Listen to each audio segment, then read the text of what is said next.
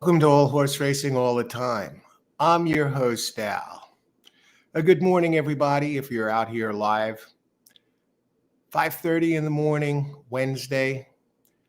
I woke up not too long ago, and as usual, the first thing that popped into my mind when I woke up was horse racing. Um, Horses, horse racing. And an idea came to me, while I was laying in bed, and I started to get a little excited about it. Excited in that I thought about when I began playing the horses and when I was sharpening my teeth in handicapping, and that was in uh, really serious. It started in 2007. Horse racing fan for years. I think the first big horse race that I saw was Secretariat when he won the Triple Crown. And I've been a horse racing fan ever since, following the Triple Crown, but basically the Triple Crown series, not much else. But then I began playing in 2007, and that opened up a whole new world when I discovered the DRF and the speed figures. And then I saw, hey, I could win this game. Win at this game. I went to the track, and one day, it was the first day that it wasn't the daily racing form, but it was the numbers in the program. What do they use? Equifax or Equibase? I don't know. Whatever they use where they put together the program.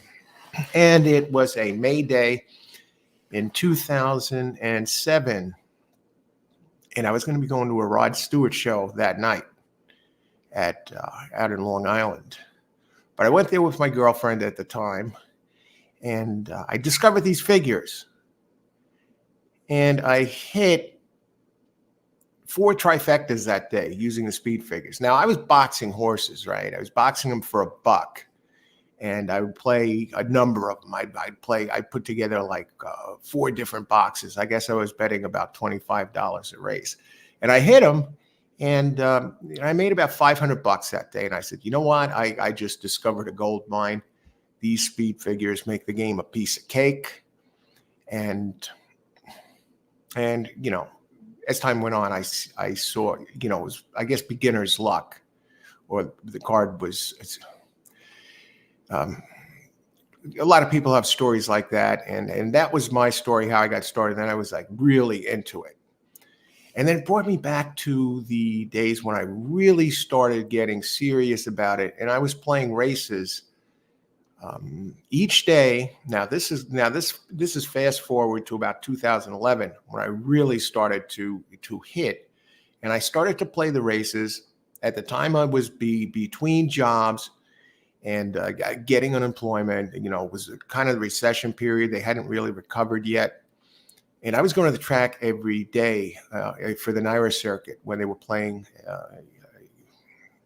The dark days then, they would race from Wednesdays to Sundays. So Monday and Tuesday, I wasn't going.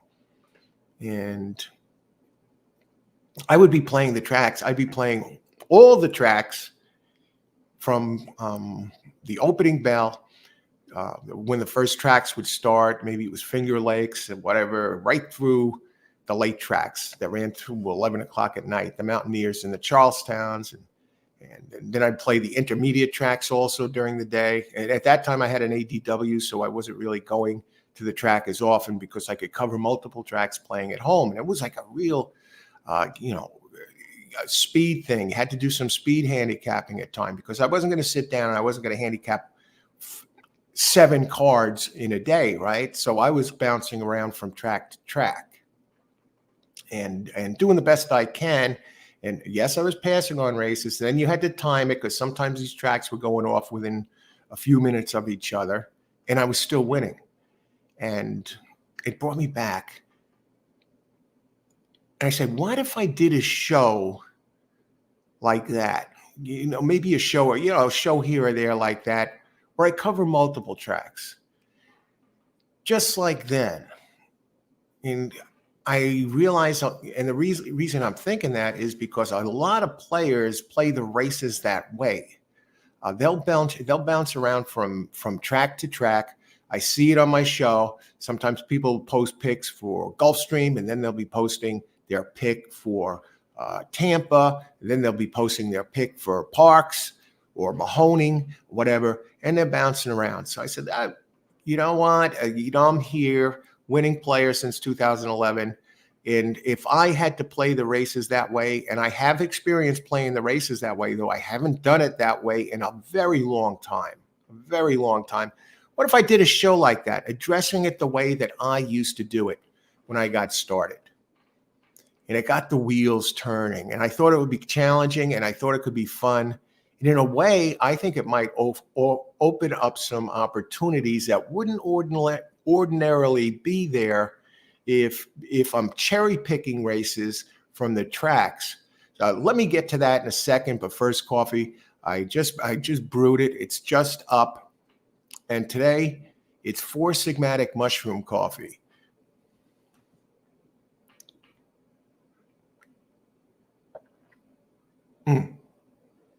Nice and hot, just perfect.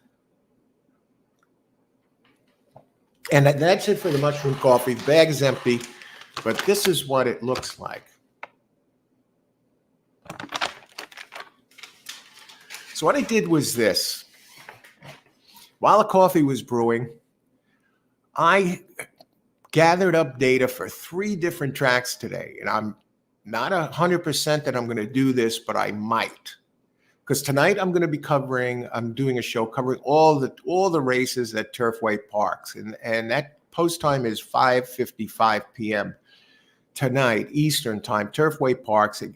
On my usual show, I cover one track, 100% focus on one track. But what about this other one, moving around from track to track, doing a show like that?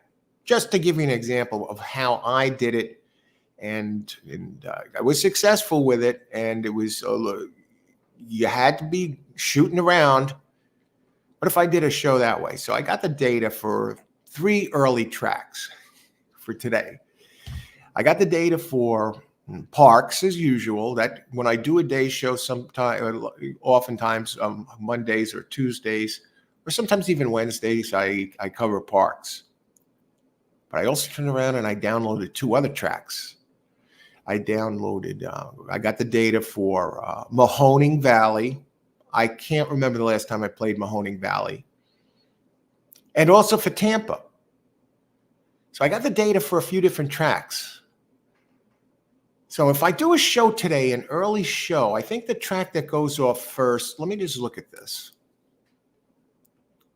The track that goes off first, let me see.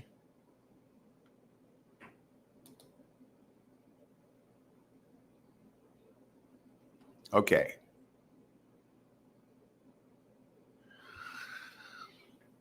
Mahoning Valley has post time of race 1 at 12:45 p.m.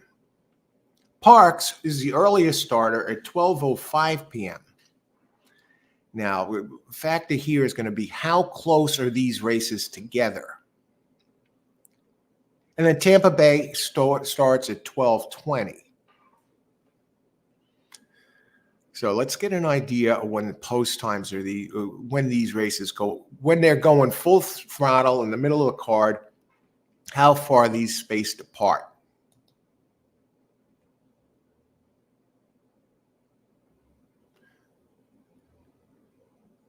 So let's skip to the third race at Parks. Now that goes off at 12:59 p.m. Now let me make a note of this.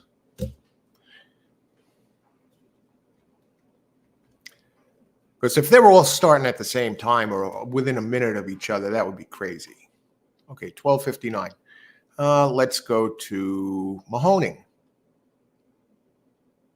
No, we'll go to Tampa. Okay. So Tampa's second race is at 12:50. So there's 9 minutes between those. All right. Now, hopefully, Mahoning jumps in line with these. This isn't a regular show. I'll be in and out here, but I'm just coming out here. All right, all right. I think we might be able to work with this. Okay, and Mahoning goes off at 12:45. So you got 9 minutes between Parks and Tampa. And Tampa and Mahoning. Let's see. Let's go to the second race. Mahoning's next race goes off at 12:45. Then they jump. The next race is 1:12. You want to make sure there's time to jump around. Yeah, literally jump around. Because a lot of this data, I may scan, if I do this show, I may, I'll scan the cards and look for some opportunities that look good, but I'm not going to hardcore sit down and spend a few hours on each of these cards. Like I said, I'm going to try doing it the old school way and see what happens. Because I know a lot of people play the races that way. They don't see a thing until they get to the track and they buy the racing form or download the data before they sit down to play. It's not everybody. It's the rare minority of players who are playing, who you're competing against when you play. Because the public is playing against each other. They're not playing against the track. It's the rare bird that sits down and puts in a few hours of handicapping before they get started. Okay, so I looked at Mahoning. Now we're going to go to Tampa.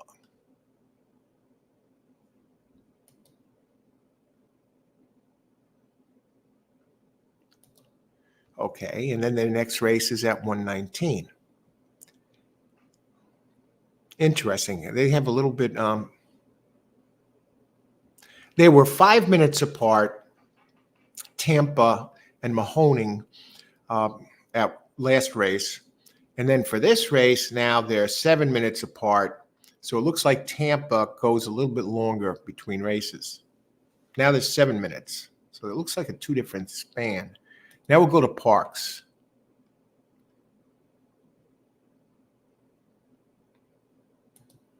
Okay, so I'm going from their 12:59 race, then they go to 1:26.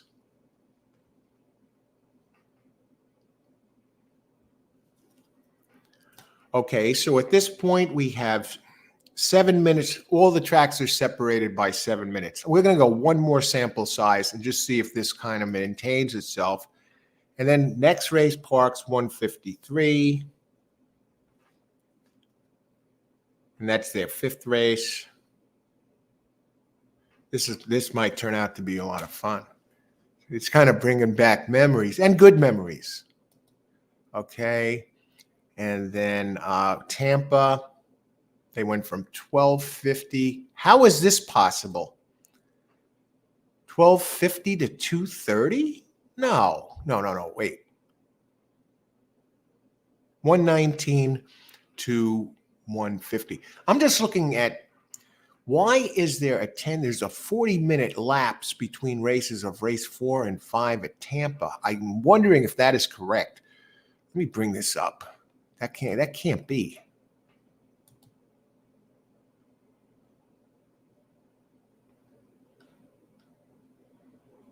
Okay, 150. And then they jump to 2:30. Why a 40-minute lapse at Tampa? That is very strange. Okay, so anyway, let's stay with it. I wonder why they would have a big lapse like that in time.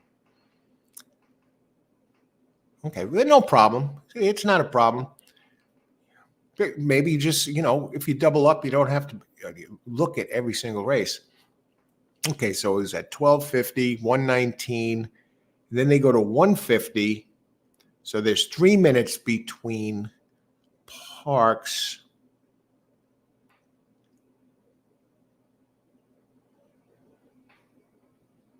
$12.50, 119, 150, and then we'll go to Mahoning. Okay, so they were at 112, and then they go to 140. So Yeah, it looks like they're spaced out pretty well here.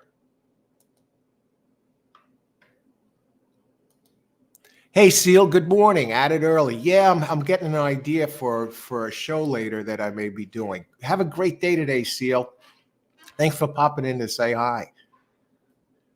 I'm definitely going to be doing a show tonight covering Turfway Park. I'm thinking about doing a show that I cover 3 tracks, shooting around where it's not 100% attention. Now, if I do a show like that, I won't have, I'll still keep an eye on the chat and try and keep up there where I could, but it's going to be more focusing. I'll probably be like looking at one thing here, looking at one thing there.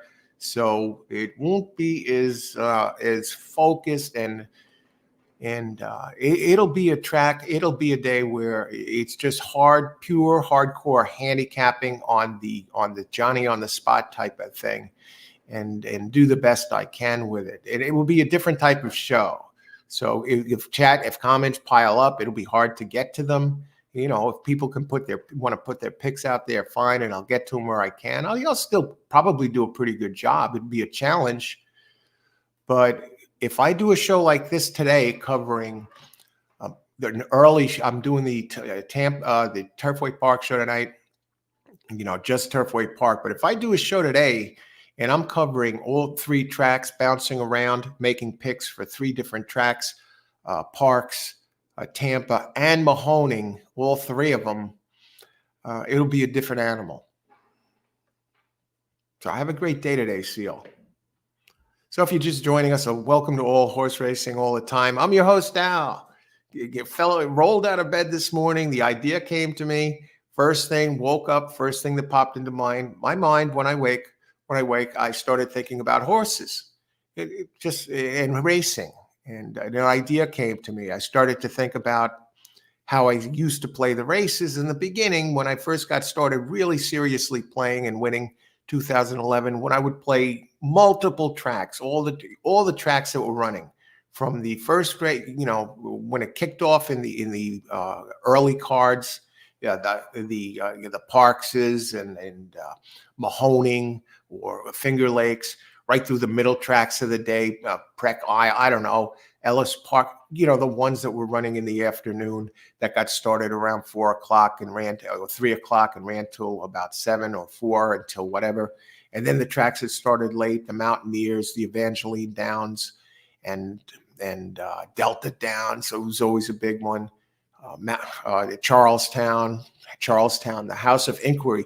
The jockeys at Charlestown must all hate each other's guts, because I never saw a track with so many inquiries and jockey objections. I can't remember where I saw the last jockey objection, but at Charlestown, it was a regular occurrence. I haven't played Charlestown in ages either. So that was that. And an idea is coming to another show to do maybe one day this week. Maybe do a marathon show where I stay out there play all the tracks, right? Do it one day just to revisit that time period and play every single track that is running, from the first tracks that start around noon till the final tracks that end around 11 o'clock at night. Just to put a show out there like that. I think that would be kind of different. Of course, I wouldn't be glued to the screen the whole time. I'd take some breaks, little breaks here and there, and then get back at it, and then attack the cards, and bounce around between 3 or so different tracks, right through the 11-hour time frame from when they run. And this idea came to me this morning the second I woke up. For some reason, I thought about that. And yesterday, I'll tell you a little story going back to yesterday. Robert Belfield. Hey, good morning, Robert. How you doing today?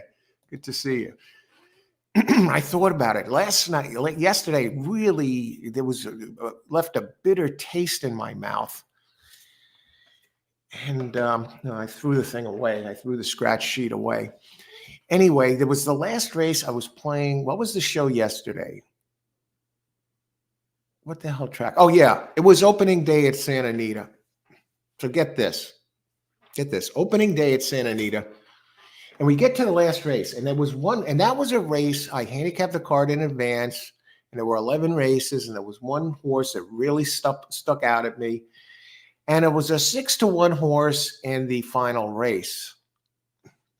And I thought, wow, this one really, really looks good. And I was treading water right to the last race. I did hit a cheap pick four. That pick four returned like $20. I spent $4 on it. Anyway, it's treading water, get down to the last race, and I'm down like $3.90. And this was stupid. I really played it really dead wrong. And I was, this time, you know, I talk about the ice water in the veins, but this time, this really, really irked me.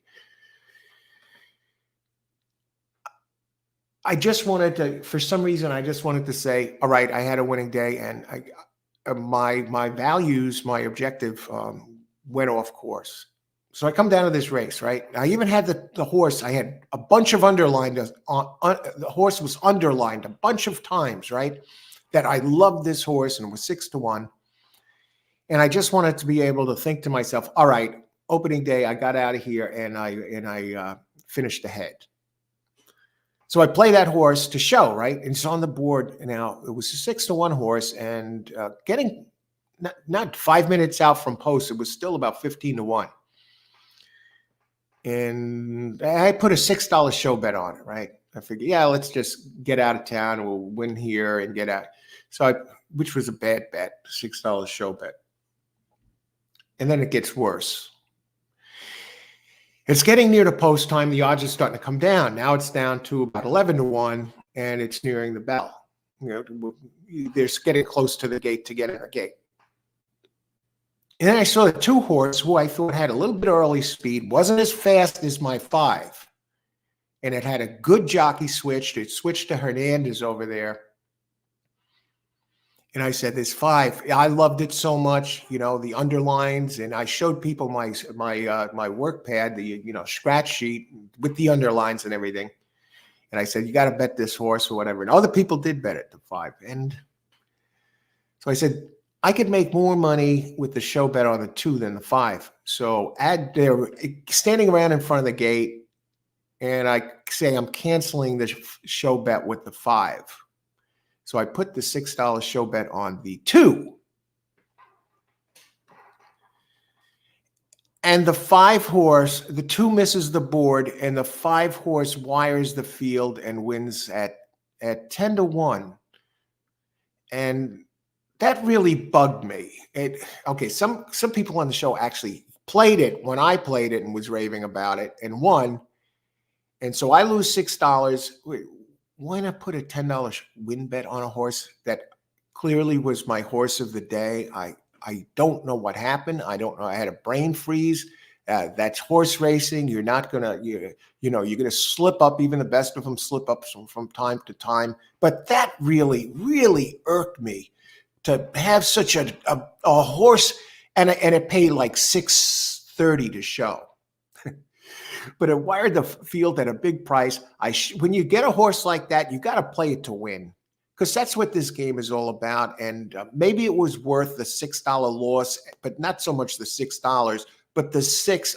But making such a brutal mistake, you know, I'll chalk that up to a learning experience, and remember back to, this is one that I will look back on and say, you can't let a horse get away at a price like that when you think that, when you loved it so much that you even underline it. It's the only horse that I had underlined that way. It was about a third of an inch worth of underlines under it. And I didn't even play it. And anyway, that was last night. That's just a story from yesterday. And, you know, I talk about the ice water in the veins, but even that one like stung. You know, I thought about it. You know, when I thought about horse racing, I thought about that horse, you know, but thankfully some people played it. When I did talk about it on the show, and they got the win from my early pick before I canceled it. And anyway, that's that. So I'm thinking about that tonight. I'm thinking about doing, not tonight. Tonight's going to be Turfway Park. So I'm thinking about doing a show where I bounced around. I downloaded the tracks. I got the data. I got the data from Parks. I got the data for Tampa, and I got the data for Mahoning. So maybe I'm going to skip around and play those 3 tracks at the same time. It's not going to be a show where I'm able to address the chat as often as I do is when I focus on just one track, but I'll still address it, of course, but I'll be bouncing around. I know a lot of players play that way. I see how they post during the shows. They give out picks for multiple tracks. Well, you'll see me at work doing the same thing if I do this show.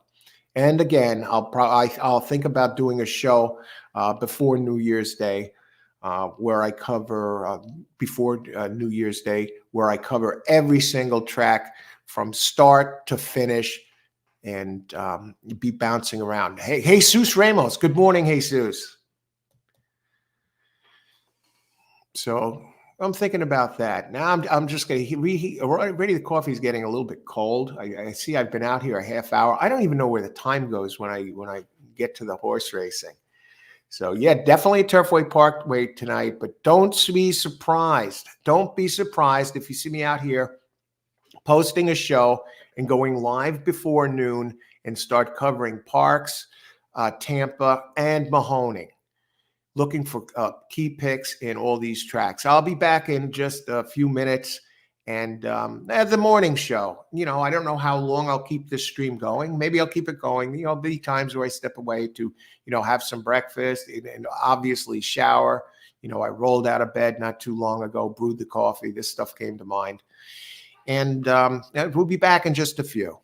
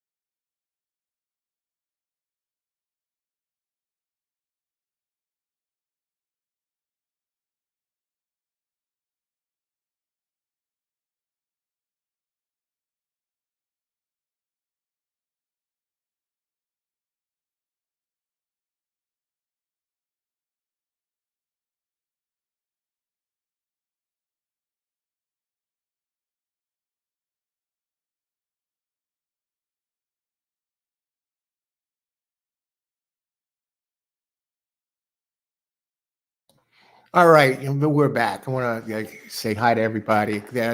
Good morning, everybody. Happy Hump Day. It's Wednesday, the short week this week, and going to be another short week next week too. Another long holiday weekend. We have New Year's Eve on Sunday. So, and they do have racing on New Year's Day, by the way. They didn't have racing on Christmas. Welcome to All Horse Racing all the time. I'm your host, Al. And I woke up this morning, if you're just joining us, and it came to mind the way I used to play the races when I got started, really handicapping heavily on days where I had the time that I would be able to roll through an entire day's worth of cards, shooting through entire from the opening races that start around just after noon to the races that end at around 11 o'clock Eastern time at night. And I thought about maybe doing one show like that, where I just let it go, let it rip, and cover all the tracks, or at least most of them, for a few days during the holiday season. It's not going to be a regular thing, but maybe just get it out there and give you the experience. You see how I used to play the races when I wouldn't just focus on one card. And Robert, yeah, I guess you're talking, that happens to me too, Al. Oh, that 5-horse yesterday that I was just talking about, that horror story, my horse of the day, and I canceled a bet with it and didn't even. Anyway, so I was thinking about that, and I'm thinking about doing a show today. I downloaded the data for Parx, for Tampa, and Mahoning. Of course, I'm doing the Turfway show tonight, just focusing on Turfway Park. They're going to be running at Delta too, but at Turfway, I'm just going to stick to Turfway. And I may let this stream go, the morning show here. It's the first time I did a show called The Morning Show. And let it run through the morning, even though I'll be away. I have to go to the bank later. Of course, I kind of have breakfast and shower and get ready, whatever, shave. And go from there, but let it go. And during the course of the morning show, what I would do is scan between the different cards to get an early idea. I don't want to go in totally cold with the three tracks that are running early. Start a different show, but let the morning show here, this show, stream till maybe 11 or so, and then shift over to a different show at a different link where I title it differently. Live horse racing picks, and I just list under that the three tracks I'll be covering: Mahoning, Parx, and Tampa, and bounce around between those tracks. I see that the times are toggled, that there's at least 5 or more minutes apart between all the tracks, so I'll have a little time to look at it. For example, if I was going to go now and start and cover that during the morning show intermittently, and leave the chat open for those of you who might want to share some picks for the different tracks. For example, now if I was going to go to Mahoning, let's go to the first track that's running, Parx, because that would be the first track that kicks off. The first thing, okay, this is just an example. If I was doing some speed handicapping, what would I do? I think we're going to have a Scott Alea. Looks like the one that's probably going to be, it's in the best form right now. It's a 7-furlong race on dirt. Then I'd go to the speed of the pace of the race. Is there a standout at Parx? Pace-wise, the one on the rail looks faster, 1, and then the one on the outside looks next fastest, 10. Frankly, my dear.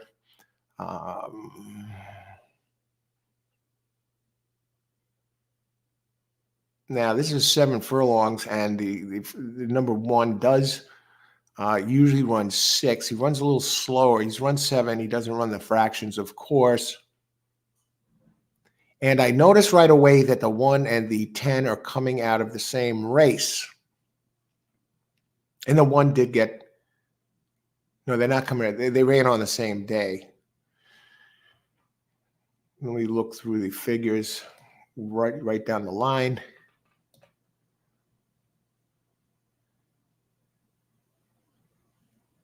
A5 jumps out at me as being the most consistent. It did run at Laurel.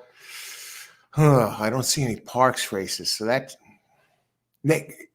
one is a little tricky already. It's it's a starter. Fillies and mares 3 and up. For example, number 6, Gormley Girl. Alls I see is synthetic races. Very low percentage jockey, a 6% jock. Looks too slow anyway. The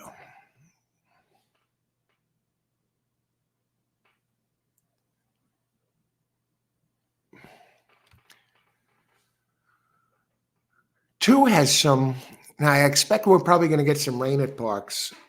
2 has some very nice races. The last race it threw a real clunker, but the 2 before that at a mile 70, 10, moving the wrong way, really struggled. Last race. And the 1, the Inside Speed, has a trainer who's only 9%, and a jockey. You get this, a 3% jockey carrying high weight. I think 5 looks like the safest bet. Bramble Bush, just by the figures. I know most of its races are on turf, and it's been running at Laurel most of the time. Michael Gorham, 8% trainer at Parks. I mean, 5, 8, 9 look like the ones. Let's see. Just let me see. And the other one, 3, seems to bounce back with has a good race, and then 2 bad races, a good race, then a couple of bad races. And it's due for a good one today. I would have to think 5 is the favorite unless they make the Tapeta. Let's see what they say about this. Parks. I don't know. This might be trying to take on too much. The 5 is 4-1. 8, they're making, I think, the Tapeta horse the favorite at 5-2. No, 8. 8's the one with the really good races, the 2. Yeah, 5, 8. All right, so you get an idea there.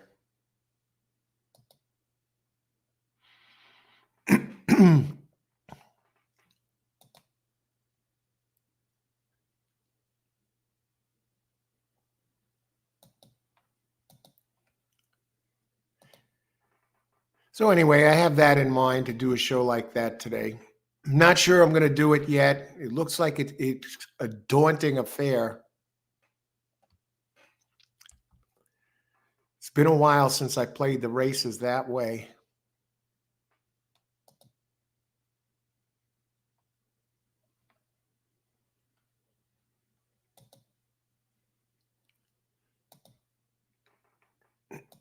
So I want to wish everyone a good morning today here as we move forward. Christmas behind us. We still have the holiday weekend this weekend. So we still have some good things to look forward to here.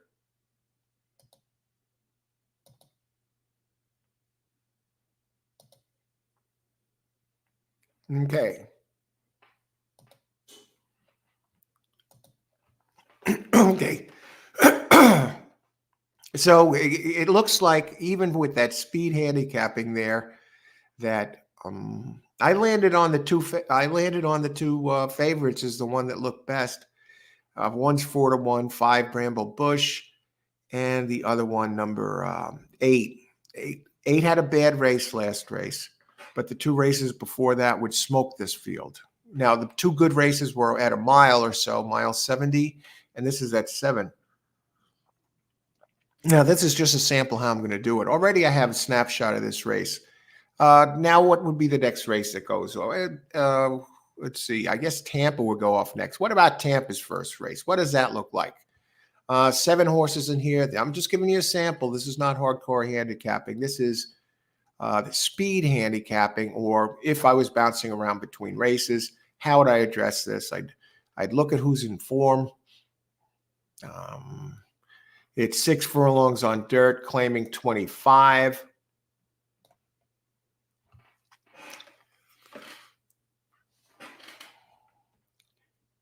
Now, you got to consider when you're looking at these races, you consider class. You consider horses that ran at under similar conditions.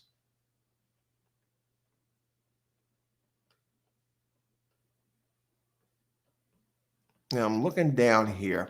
High percentage trainer of the one. Just a sample here. I'm seeing these races for the first time.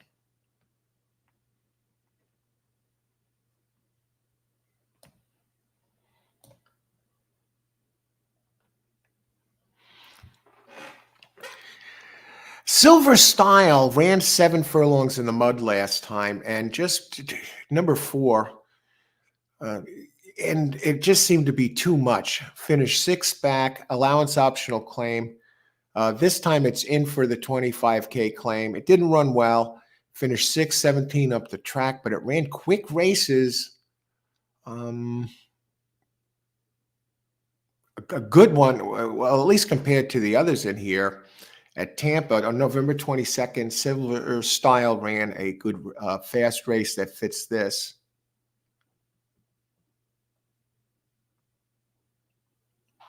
And Uncaptured Star, very low percentage trainer, ran a good race 2 back at Tampa. Had been running at Gulfstream. It ran much quicker at the claiming 35 level. Last time it ran December 1st. It finished 6th, 8 back, but again, against this field, it ran a good race. So 4 and 6 jump out at me. And 2 ran a good race at Delaware. The Tampa didn't run as fast.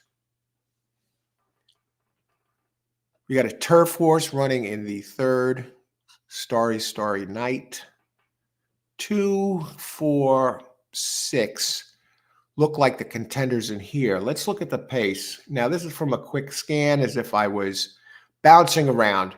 And believe it or not, those are the 3 speeds of this race. So I think it's safe to say that one of these 3 are going to win the race.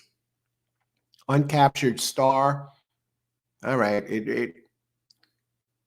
The 3 of them all have good speed. Is it going to be a meltdown where a closer can win? I don't think so, because they're also the fastest horses by the numbers as well as the pace. So I expect one of these 3 to prevail, and I have to think 4 would be the favorite. And let's look at the line here. But let's look 2, 4, 6. 6 ran the really big one, a few back, and also has the probably could be the controlling speed. 2, 4, 6. Wow, the 6 opens at 6-1. 2, 4. When I said I think it's going to be the favorite, even from a brief glance, 4 is the opening favorite at 5-2, followed by the 2 at 9-2. And followed by the 6 at 6-1. Now, this may be worth a box. Certainly, if you're going to play, like say a pick 3, for example, you use all 3. You can play 50-cent pick threes here. So that's what's beautiful about Tampa. And they offer good prices. You could play $1 doubles, whereas at Santa Anita yesterday they had $2 daily doubles. Pick 3s had to be played for $1. You could still get a 50-cent pick 4, which I hit one yesterday, but it was small, a $4 bet, and a 2 by 2 by 2 by single, $4. I got back 20 and change. But 2, 4, 6 there. And here's what I think this is a pretty good one, because you got a couple in there that are lower odds, say, than the 6, who's 6-1 Uncaptured Star.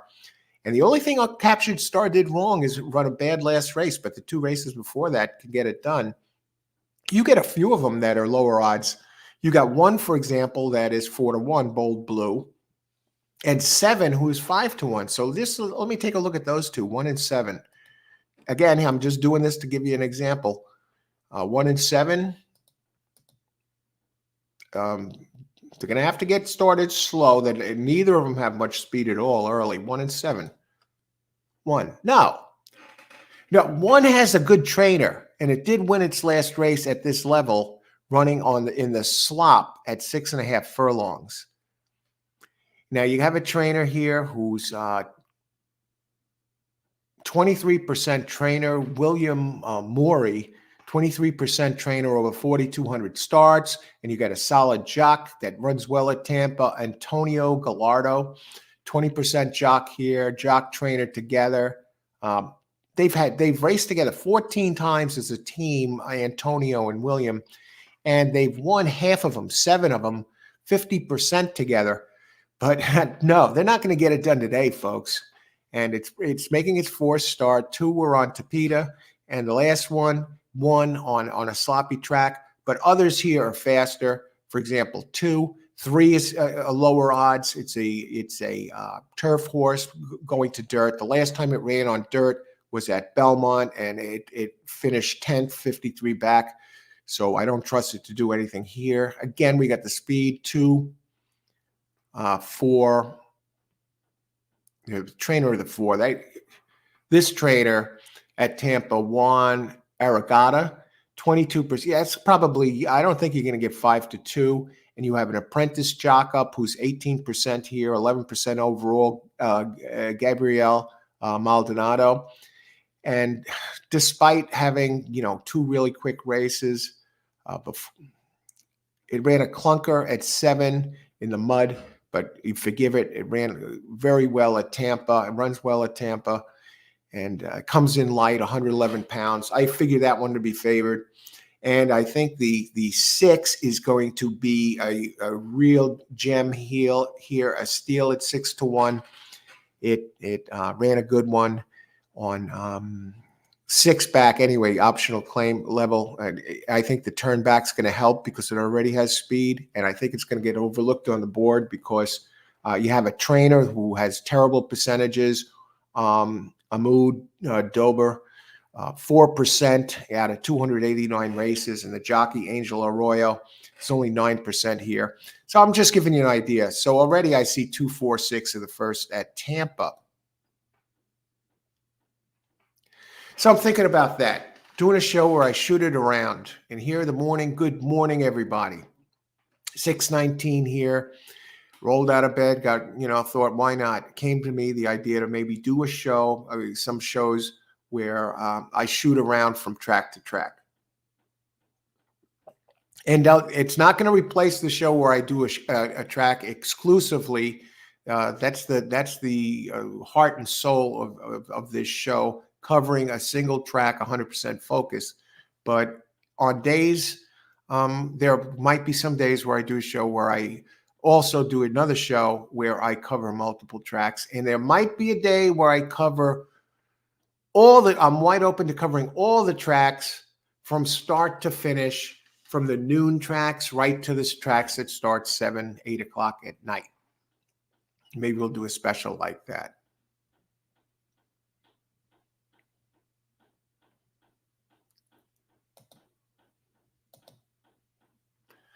And today, the tracks that are running early, they're Mahoning Valley, Tampa Bay, and Parks, of course, Parks.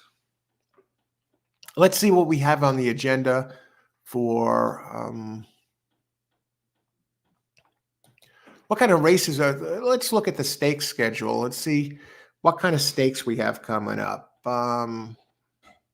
DRF stakes schedule. I'll put that up here. We get an idea what the heck's going on. We'll see what tracks are having a big day. Blood Horse stakes calendar. Let me bring it up. Okay, I'm going to bring it up right now here so you can see it right along with me. And we get an idea what tracks are going to be running big. Thoroughbred sire dues. Okay, share. Let's share this.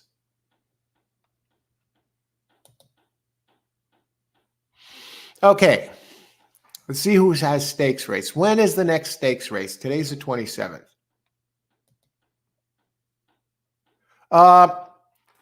Parks. Parks has 2 stakes races today that are worth $200,000. Holy smokes. I didn't realize Parks has a stakes race. They have 2 of them. They have the Misbehavior Stakes and Wait for It Stakes. And they're both races for 2-year-olds. And it looks like they're both at 1.70 miles.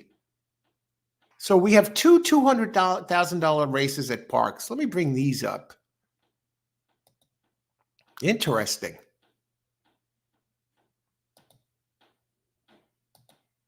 Yeah.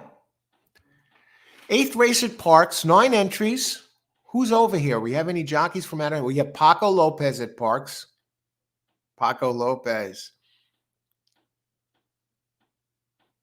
Let me bring up the 8th at Park, 8th at Parks. So the 8th and 9th are big stakes races at Parks today. Go figure. On a Wednesday.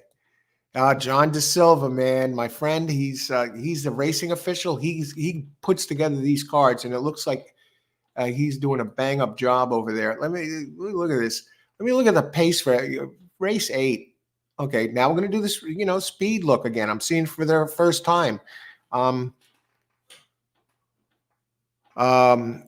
Oaf's Magic, probably in the best form out of these entering this race.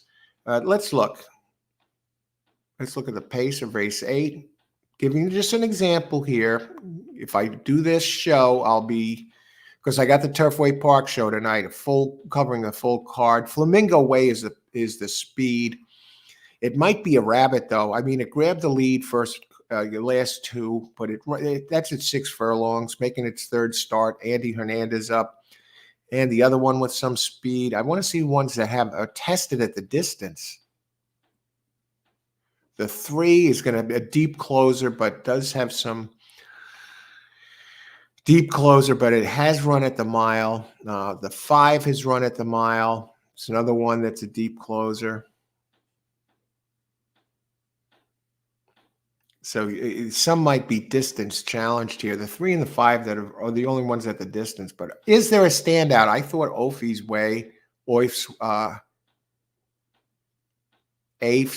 Magic. I don't know. It's only made 3 starts. Okay, let me just scan the data. I can't believe that.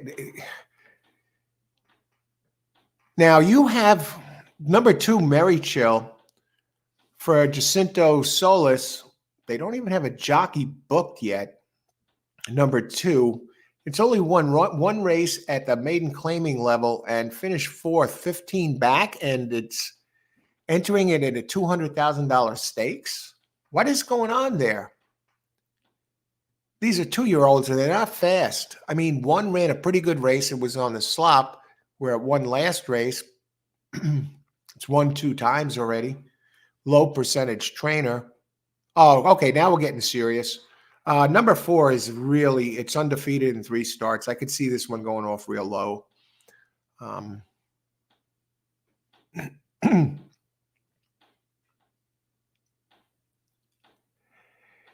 I see this going through 4-7 and going no further than that. This race is probably nothing more than a stepping stone.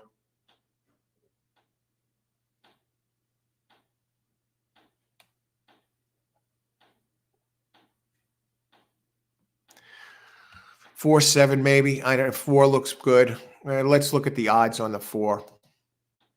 9-5. And the second choice is number 7 at 5-1. Then you got 5, who is 9-2. That's one with it has route experience. Yeah, the 4 is 4-7. Yeah, they're the first. Actually, a close. 4 is 9-5. The next is 9-2. 5 noisy on the bay. May not be a moneymaker, but it. Maybe a nice single. Like I would probably go through those 2. Just in case the 4 falters. Okay, speed handicapping. See how I'm bouncing around here, how a lot of people probably, and they're the 2 speeds. Flamingo Way especially has grabbed the lead at the first call both times. That one's going to be winging it.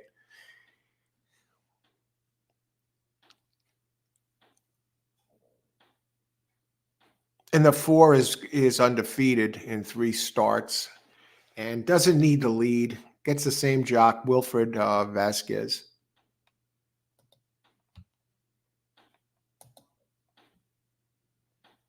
All right, let's look at the next stake. So we know the next one. Let's look briefly at Parks in the 9th race, since we're there. That's another 200K race. It's a mile 70.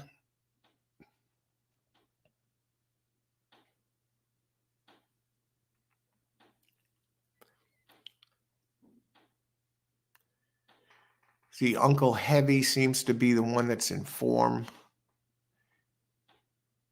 Never raced at a longest race was seven furlongs.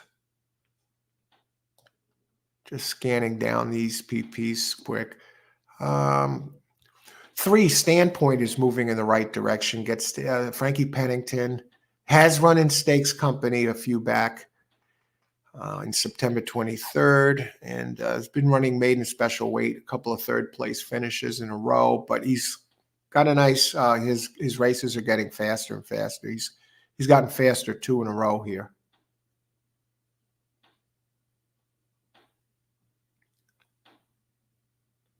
Love Shack, number 6. Robert Reed has the 4. Oh, Notice of Action is it really towers above these. It's going to have to stretch out a little bit. Longest race is 7, but he's won 3 out of 4. And his last race, he finished 3rd in a stakes. And he won a stakes in his second start at Parx on Pennsylvania Derby Day. And the 9 Uncle Heavy ran huge and won by a neck at 6 furlongs in his first race, then regressed, bounced back. What happened? Hesitated and ducked in sharply at the start. Okay, had a bad start, but goes for Robert Reed Jr., who's 20% at Parx, with Mikel Sanchez, who's 21%. So far, 7 and 9 are the standout. It all goes through 7 and 9. I think we're looking at a lot of chalk here. Let's see what the odds are for 7 and 9 in that 9th race. 7 is 5-2, 9 is 7-2, and yes, they are both the favorites. I just go through those 2 and get it done. No messing around there. No reason to beat that race to death. So I think we got the stakes races pretty wrapped up at Parx, and what they look like more than anything else are stepping stones to complete the late pick 4.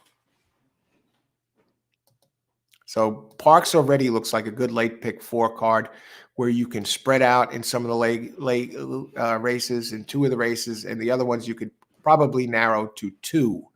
Sometimes you want to have at least, you could, take the stance on the single, but what if the horse gets stuck in the gate and you really want to connect on the pick 4, especially when you have a longer one later in the race.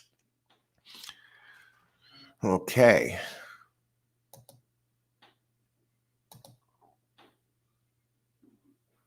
Where was I? Okay. Yeah, if you're just joining us, I want to wish you a good morning. I'm having the mushroom coffee. I'm out of it. This was last. I had enough to make one more pot.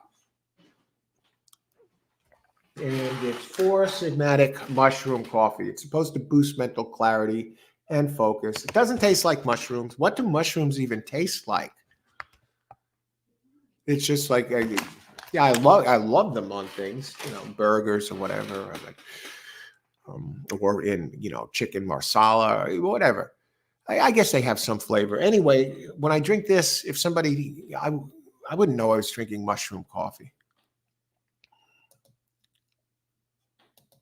So the gist of this is I'm thinking about doing a live show, maybe today, where I just bounce around and cover all the tracks. I won't be able to get to the chat, be as attentive to the chats as usual. I still will address them, of course, because I'll be if I do the show, I'll be shooting between 3 tracks, Mahoning, Tampa, and Parx, and taking a look at what's out there for each one. And I used to play the races this way, so I may do one like that. Tonight I'll do a show at Turfway for sure, covering just Turfway. And there might be a day this week during the holiday season, it's not something I'd ever do on a regular basis, where I cover all the tracks from start to finish. The tracks that start just after noon, right through the ones that finish at 11 at night. Leaving no stone unturned. Maybe I'll be at Mountaineer, not Mountaineer. They're not running later in the week, but maybe it'll be at Delta Downs. Then I'll be to Turfway. All right, Friday night, I'm just focusing on Turfway. So it's not going to be Friday night because a friend of mine from social media has a first-time starter going on Friday at Turfway, it turns out. The name of the horse is Winter is Coming. It's a maiden special weight. They're hoping to get this horse to the Derby. Winter is Coming, race 5, post position 10. And I found out the odds of this horse, and would you believe it's 30-1? Yeah. Let me show you the horse. I'll show you a picture of the horse. No, well, let's stick with this. I'll talk about that later. Next stakes races. Race, the 28th, Aqueduct is a 100K race, the Bay Ridge Stakes. Okay, and also the Hopeful Stakes. I don't know. I guess that's in Japan, JRA. And the 9th, we have stakes. 29th, we have stakes races. I'm most interested in Saturday. 9th, on Friday, the stakes races. A couple of stakes races, 70K at Delta Downs. Santa Anita has a couple of stakes races. 100K races. Delta Downs, 70K. And Aqueduct has the Alex M. Robb Stakes, 100K race. Now on Saturday, here's where it gets dicey. Aqueduct does have 150K stakes. Gulfstream, on the other hand, has 4 stakes races, a 200K, a 150K, a 125K, and 150K stakes race. So they got some excellent races over at Gulfstream on Saturday. So we're going to have to, that may be the day to shoot around and cover all the races from very first race right through the final at Turfway Park. If I was going to do a day for that with all these stakes races, how many stakes races we have Saturday? 1, 2, 3, 4, 5, 6, 7, 8, 9, 10, 11, 12, 13 stakes races. Even Laurel has a couple of 100K stakes.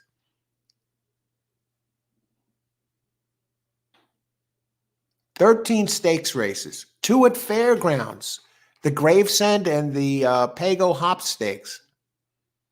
At Gulfstream, we have the Fort Lauderdale Stakes, the Harlan's Holiday Stakes, the Rampart, and the Swanee River Stakes. Way down upon the Swanee River, Laurel, the Gin Talking Stakes, and the Hef Stakes. Oaklawn has a stakes, 150K, the Poinsettia Stakes. In Santa Anita, the Joe Hernandez Stakes and the Robert J. Frankel Stakes. And Turfway Park, our track, that's it looks like that's going to be my main track here that I'm really going to, dig deep into, the Holiday Cheer Stakes.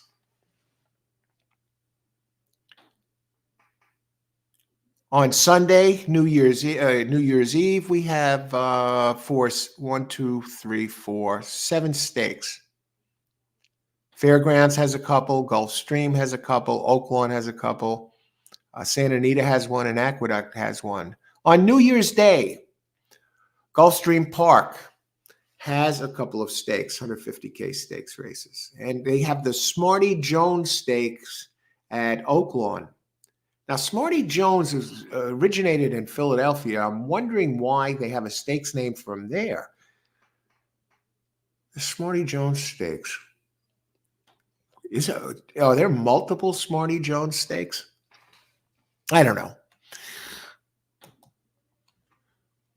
So that's the stake schedule. Now, as far as that horse who is running at Turfway, making its maiden start, Winter is Coming. Some of you might have seen this story. The horse was born, has good breeding, comes from Dancing Candy, who's a 700K, made over 700K in stakes races, graded stakes, was trained by Baffert, tremendous early speed. And that's the sire. And there's a cat horse who's the dam, who has a short career, but in its short career, 4 races, 2 third-place finishes, and somehow they felt, I don't know why the horse retired so early, but it had another one, just like the sire, had big early speed, run to the front. And it was a cat horse, has 4 career races, finished third twice. And somehow she's a dam. She's got involved in the breeding process. I guess it was an injury or something.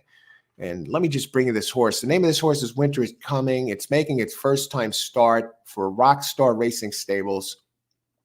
And here's a look at the horse, the colt. A big stride, strapping, and you would be surprised when the horse first was born.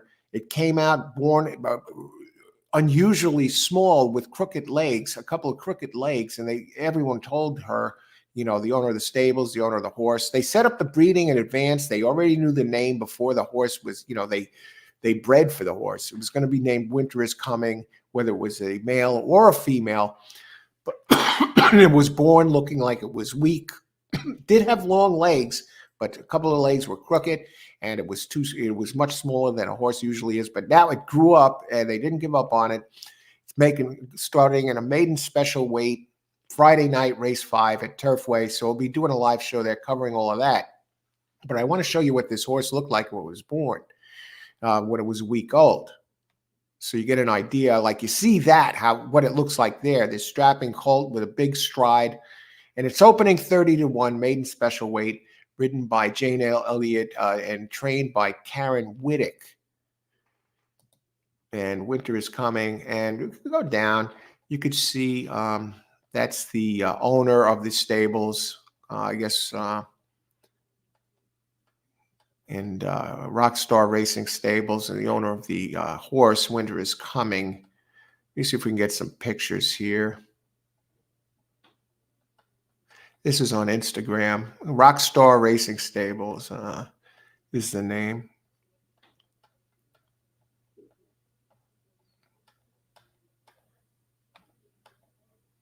I guess there it is when it was growing up, you see. Still small. That's the dam. And that's the mare. Name of for you cat horse fans or gray horse fans, whatever, One Smart Cat. Some people bet the cat horses or the kitten horses or the gray horses. There it is, small, moving around.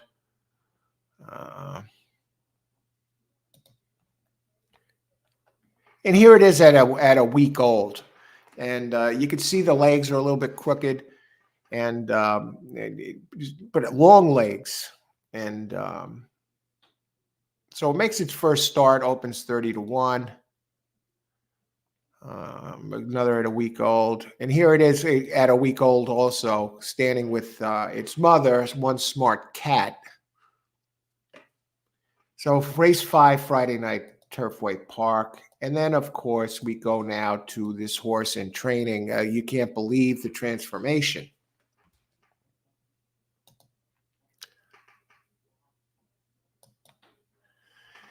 Okay, I'm going to step away for a bit. And I'll be back, and there's some things to do, and I'll be shooting back in and out throughout the morning, and start taking a look at these cards here, because the wheels are turning as far as covering. If what I do here, this morning show, this is the first time I've done the morning show, is probably answer some questions and be looking for standout races that really jump out, cherry pick some races, not just be, flying all over the place, unorganized. I want to find some standout races, some standout pace races in each of these 3 tracks, and possibly do one of these shows where I cover all 3 cards.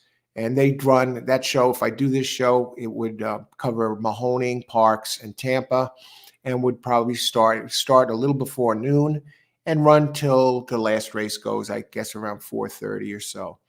And then tonight, though, definitely going to be doing a show covering exclusively Tampa Bay. So I want to thank everyone for being here this morning. Happy Wednesday. And so I'll keep the chat going for now, and I'll be checking in and get the day started.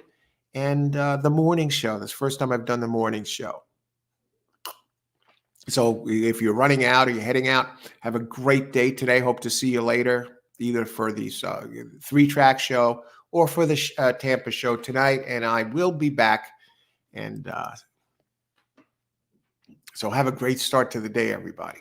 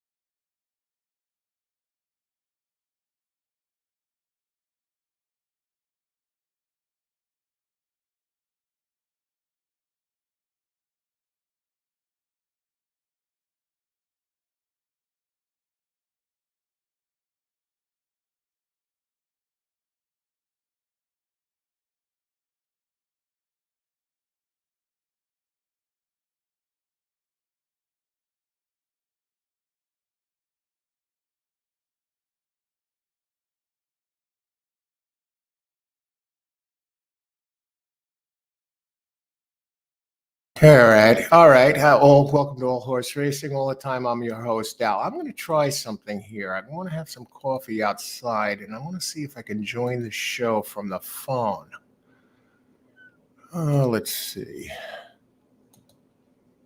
So I'm going to step away. I'm going to send myself a link and see if this works. I haven't tried this yet.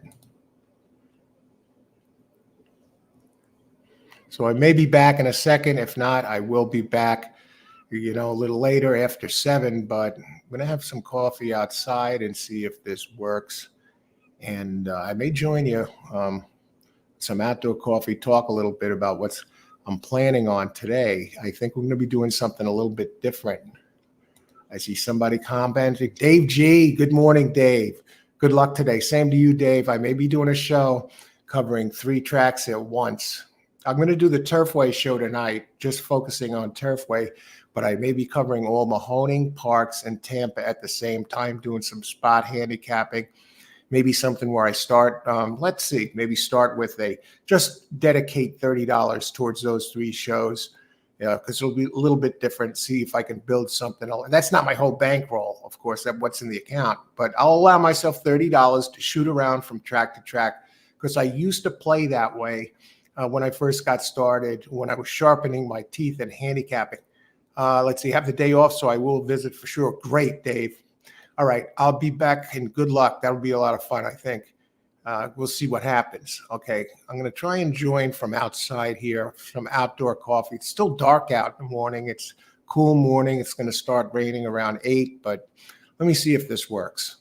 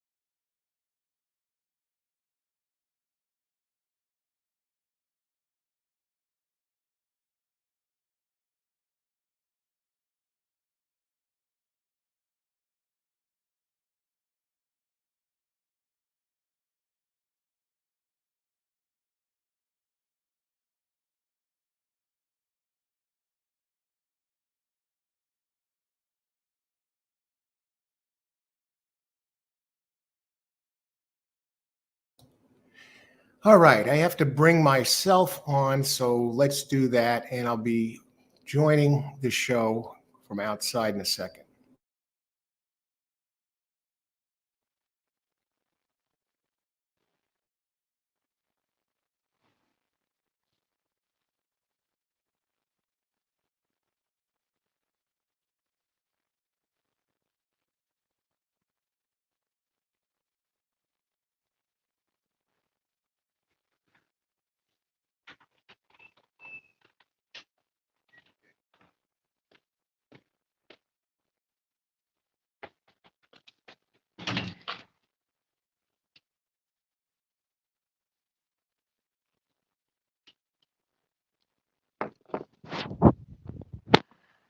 Okay, this is the first time I'm a guest on my own show.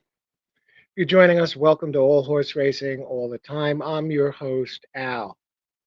All right, today I want to wish everybody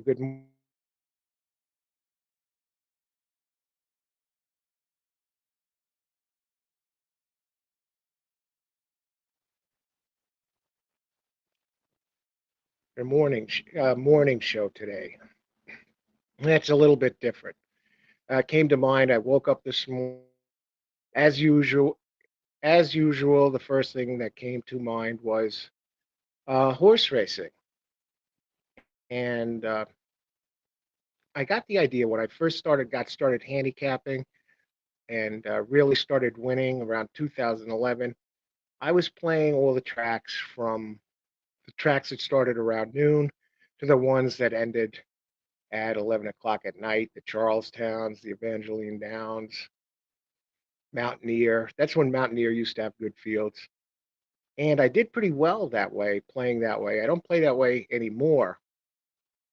I don't play that way anymore, shooting around from track to track, but I figured maybe today I'll do a show like that, an early show where I cover Mahoning, Parks, and Tampa, and start a little before noon and run right through about 4:30. And then tonight I'll do the usual show where I focus on one track being Turfway Park tonight. Cover. They have another terrific card as usual. Yesterday, a lot of people complaining. It's very chalky races, and I don't think we have to be concerned with that over at Turfway, probably the most challenging track in America. But yeah, maybe try and pick spots and allow myself for that show, not my whole account, but since I'll be shooting around and I have done that a while, maybe do allow myself a $30 bankroll for for playing at the three tracks and see if I could take that $30 and build it up over yeah, no set amount. I'm not going to set a limit, but build it up quick. So I'll probably be cherry picking races. I won't play every single race. I'll give you my thoughts about the races that I look at. I won't be able to be as attentive to chat as usual. Of course, I'll still check it and weigh in as much as I can, since I'm going to be working with three tracks that are going to be running anywhere between 5 to 7 minutes apart. So there's limited time to look at these. And I'm not going to be hardcore handicapping three cards this morning and then another one for tonight. So it'll mostly be on the fly. But I'll keep this morning show link open throughout the morning, even though I'll be, in and out of the show and, eating breakfast, showering. I got to go to the bank later. A few things I got to do, but I'll keep it active and I'll be talking primarily on the morning show about, the three tracks that are going to get started early and allow a $30 bankroll for those shows. So I'll be trying to pick my spots and be selective with these three tracks and work with them. So it'll be a little something different. And I'm thinking about Saturday doing something I have never done before, really take it old school, and maybe do a Saturday show where I cover all the tracks from the opening bell, the ones that start early, right through the night tracks, Turfway Park, and other tracks, not just Turfway Park exclusively, but other tracks as well. There are 13 stakes races.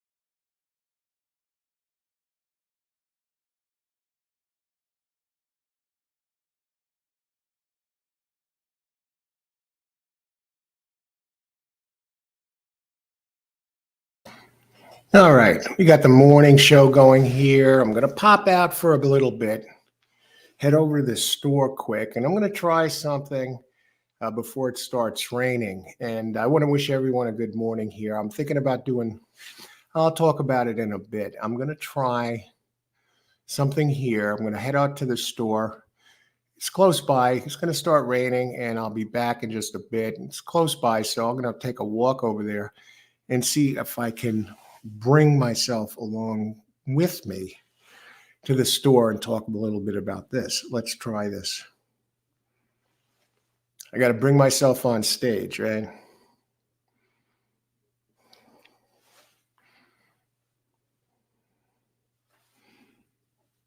It's loading. I want to wish everyone a good morning.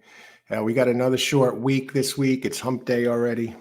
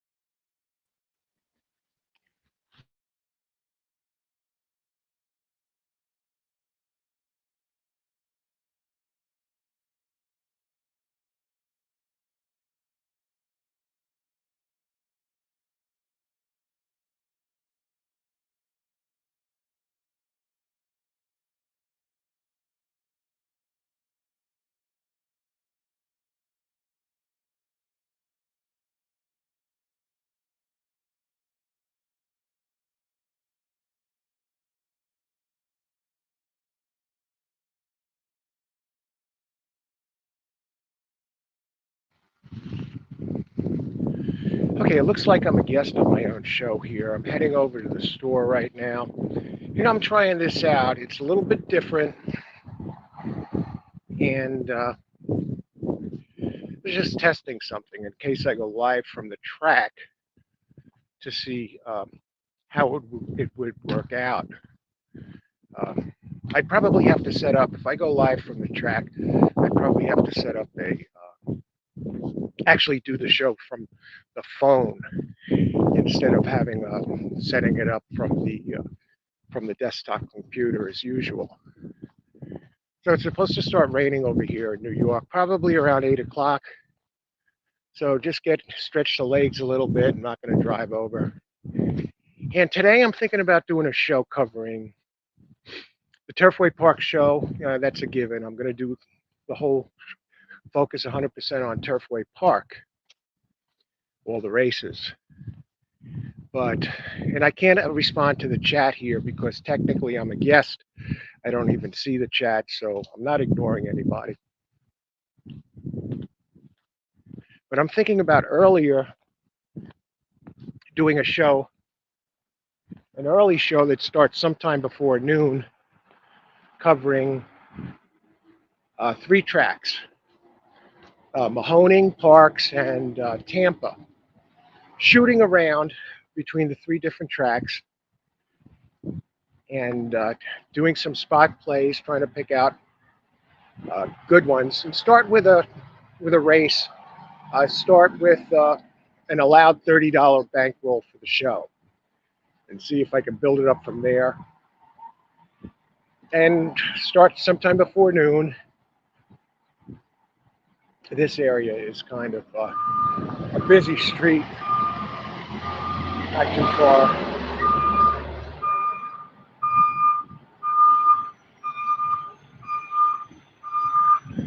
Let this guy settle down.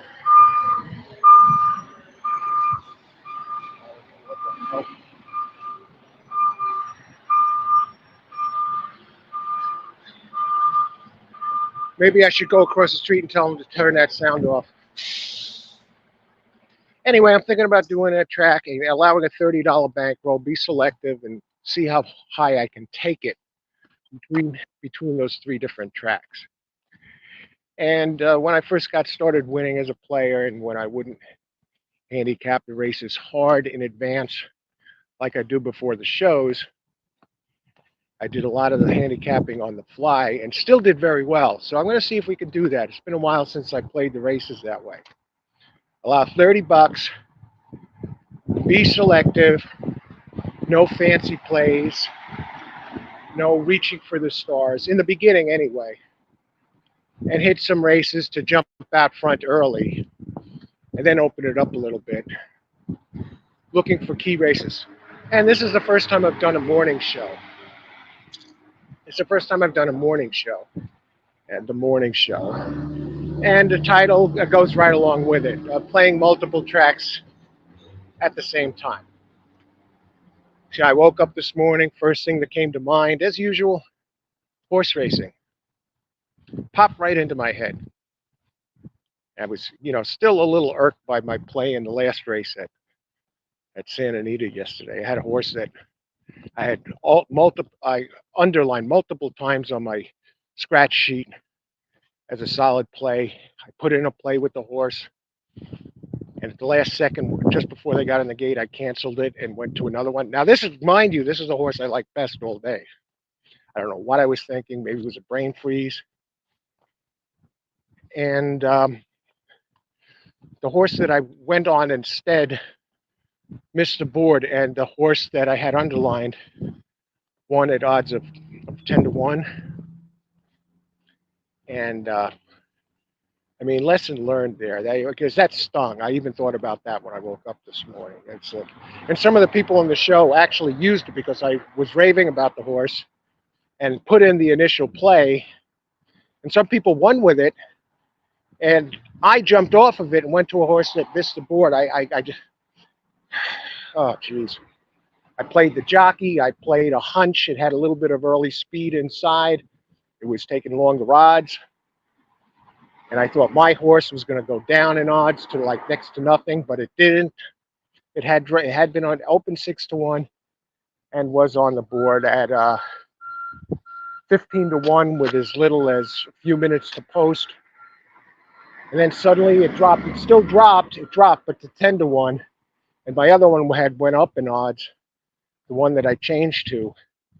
And it really was a bad play. But I'm thinking about this today, doing something like that.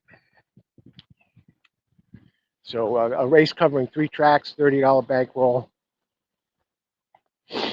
and get it done from there. I want to wish everyone a good morning.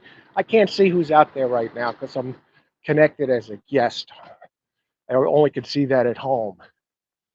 So I'm going to step away for a minute while I'm in the store. You can see it wasn't a far walk. And I'll be right back. Hopefully I stay connected. Hope people are messaging me.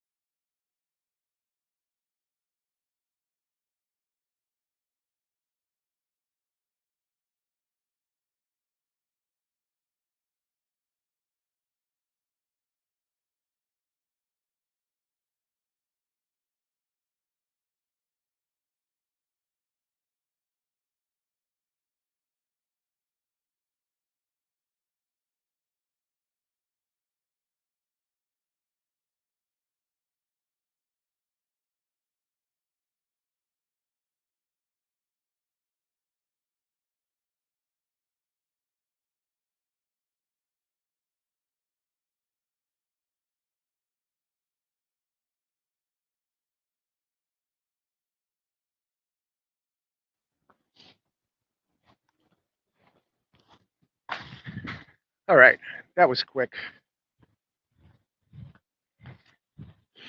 Anyway, that's the plan here.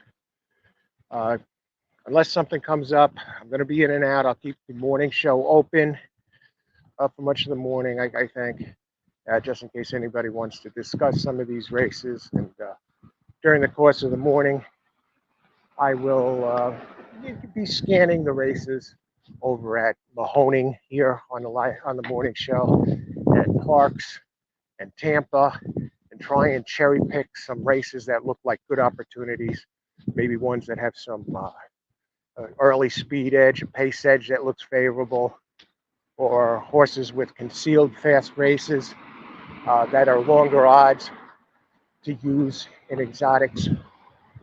The plays I'm going to be making, I'm not going to be reaching for the stars since I'm allowing a $30 bankroll. I'll pick my spots and build it up a little bit before I plan to open things up. So Wednesday morning, we still got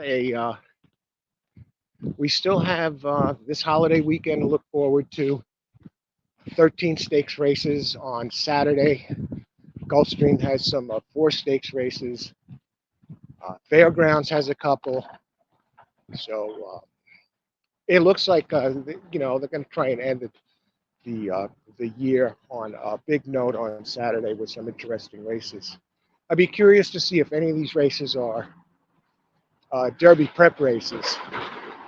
Sometimes this time of year, they won't award the big points, but yeah, they'll, on some of them they'll award 5 points or whatever for the winner. So we'll have to see. I'll check the Derby prep races when I get in, and so we'll get a head start. We'll get an idea of what tracks are going to, you know, when the Derby prep season kicks in. I imagine they have a couple Derby prep races already. So that's the plan. And tonight, a regular live show, just focusing on one track, Turfway Park. Biggest payouts, really, out of the American tracks. Most challenging track, gigantic fields. They all, most of the races have 12 horses. And all the races are on the synthetic Tapeta track. And I just love that track. And it usually draws a pretty good handle because race players across the country are aware of the fact that they're going to get their biggest potential payouts there. It's like the lottery ticket players, the scratch-off players. They, you know, they want to shoot for the stars. Whether they win or lose, they know going in that the opportunity exists. And that's the case over at Turfway Park.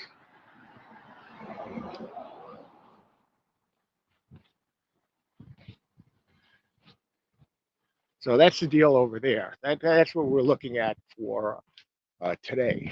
And again, I'll keep the morning show open. I'll be in and out. So I'll be checking in, not for long periods of time. You know, I've got to go to the bank later. I got some other things to do. And when I'm on camera, I'll be primarily talking about what races I'll be scanning over those 3 tracks that are running early today. So how you doing? What tracks are you playing today? Are you playing today? Just put it in the comment, you know, send a message or, you know, in the chat what tracks you're looking at. If you see anything that looks interesting or a track you're really going to be focusing on, let us know. And let's get it done today. Make some money. Have a good time most of all. Certainly not get hurt. You want to be picking your spots.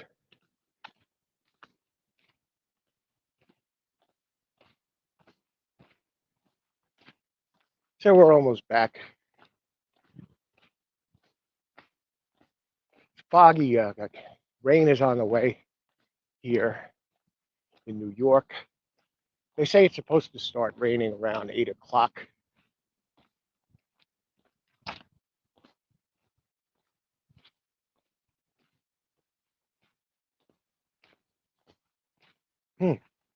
All right. I'm going to sign off from here and we're going to be back on inside in just a bit.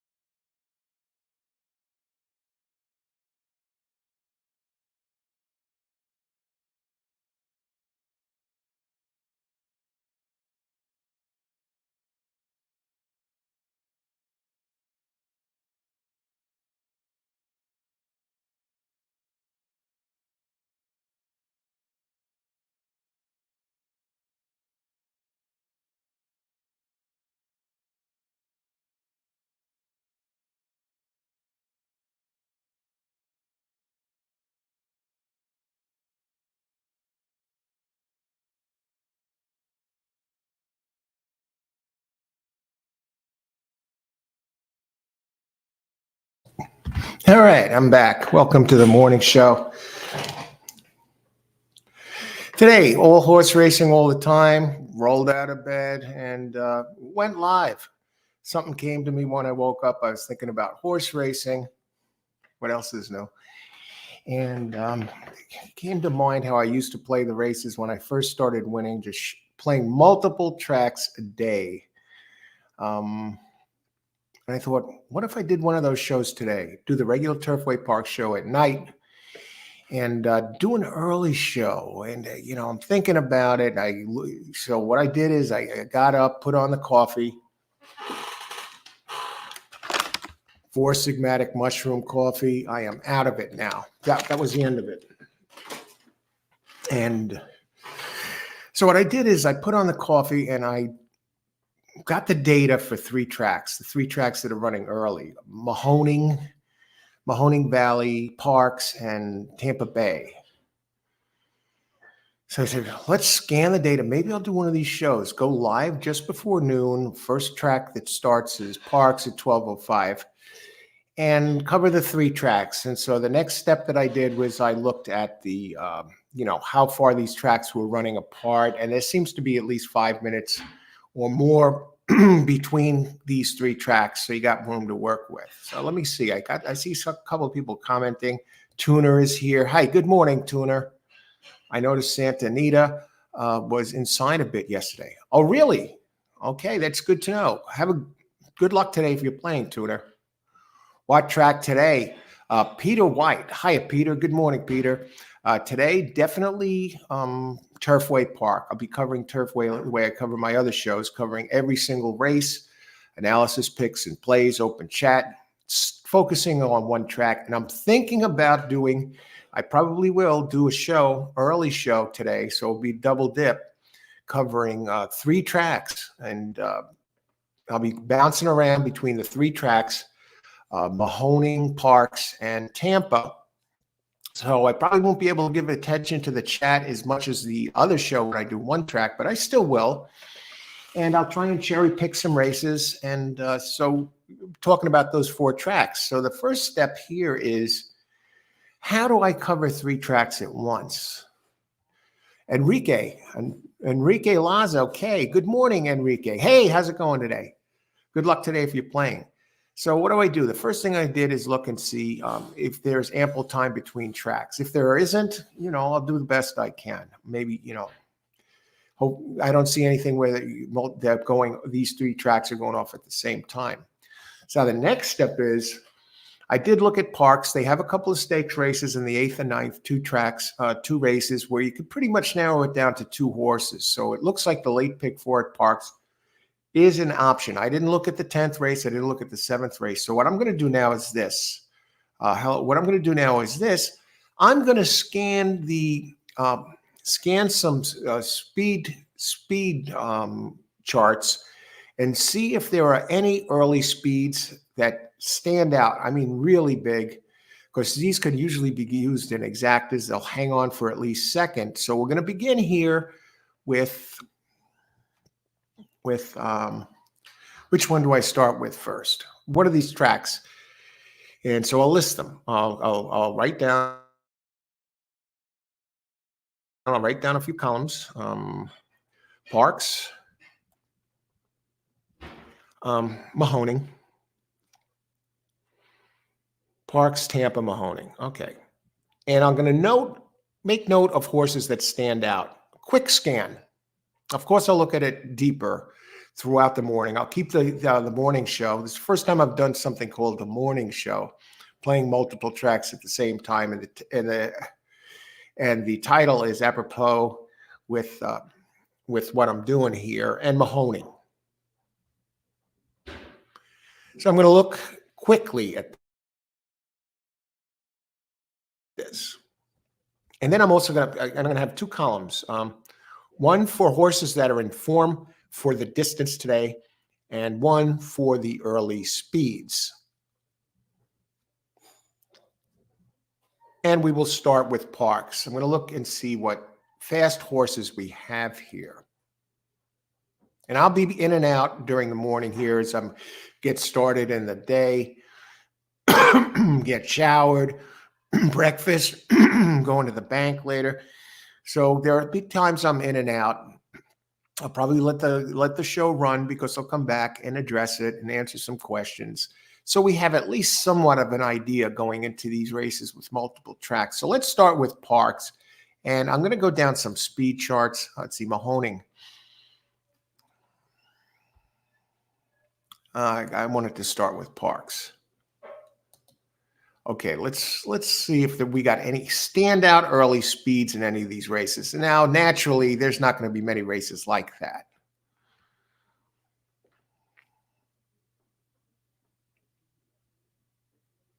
First race, I know there's a standout in number Scott Alea is the standout in this race. 7 furlong. Okay, no real early speeds that jump off the page. One has some, and but he usually runs at 6 furlongs, and so does 10. You know, nothing there in the first. In the second,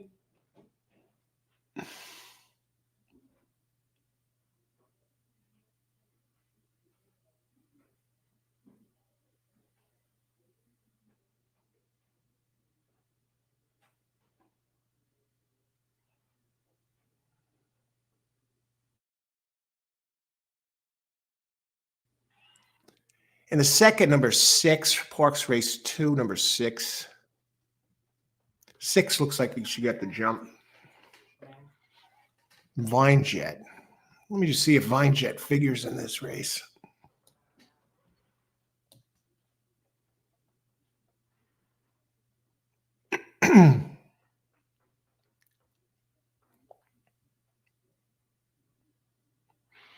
Yeah, he's probably going to be the favorite. Yeah, he's running good. Let's see what the odds are on Vinejet in race 2. 4-1. Not even the favorite. So I think we got a nice one there. Let me just check something here. See, the favorite is the one before it. Yeah. We got a vulnerable favorite in race 1. And number 6. I'll put a dot next to that. Okay, let's continue to go down the line. Just a quick look.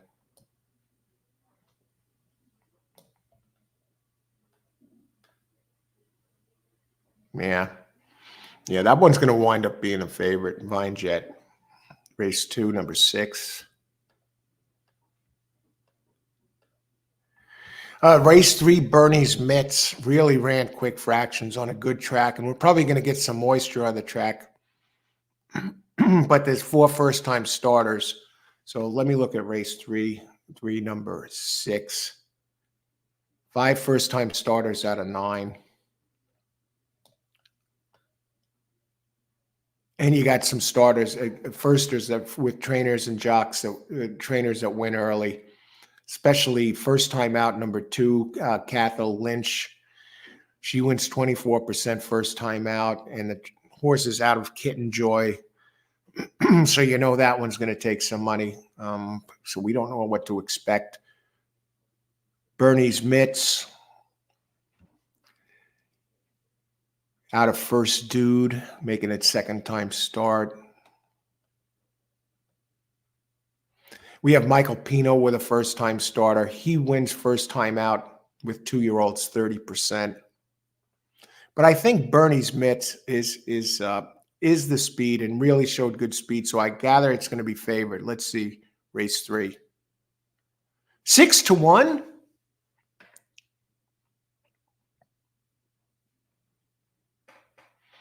Okay, and the first-time starters I mentioned, Michael Pino and Cathal Lynch.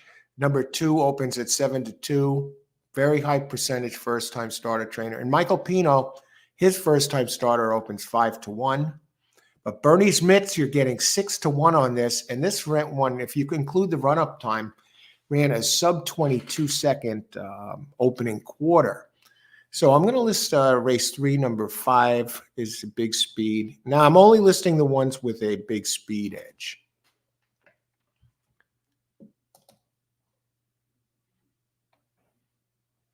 Now I'm scanning the track. I'm scanning parks for ones with big early speed edge.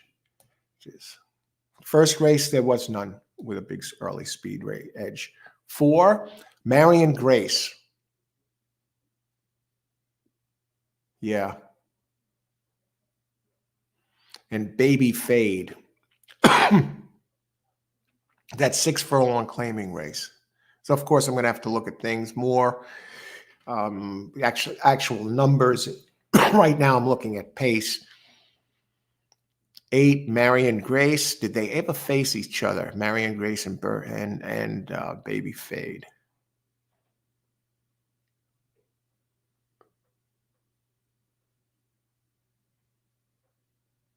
Nah, not that I can see. Let's look at their. I'll put 4 and number 8 and number 10.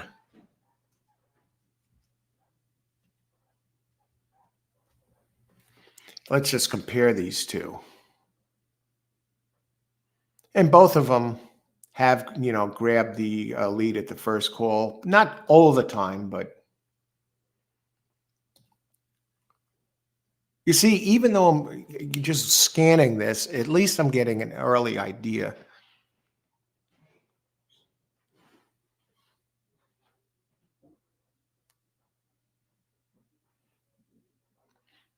And this one, 8 is dropping in class. I got to see 8 as being the favorite here. Baby Fade, forget about it. She does fade. No race is really fast enough to win this. You got to go back to August. Lately, it's been in horrible form. Is dropping for Bino. Is dropping for Fino, but I got to think 8 is going to be the favorite in this race. Marion Grace for Michael Catalano Jr. Gets Silvestri Gonzalez up. Catalano Jr. and Silvestri together, 23% with a 3.82 ROI. You kidding? Okay, let's see. Marion Grace, 7-2, and 7-2 is the favorite. So I'm going to circle 8, and I don't know what kind of odds we're going to get in this race, but I think that's one that should at the very least, be in the exacta.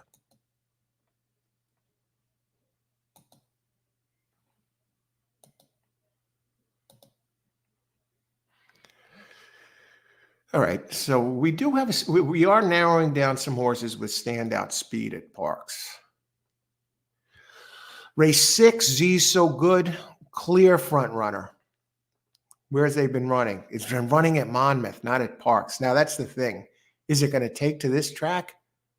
It had been running on Tapeta at Gulfstream, and then no, it had been running at Penn and Monmouth. It's been between those two tracks, and it hasn't been a front runner at any of these at the first call, but it looks like it's the pace today.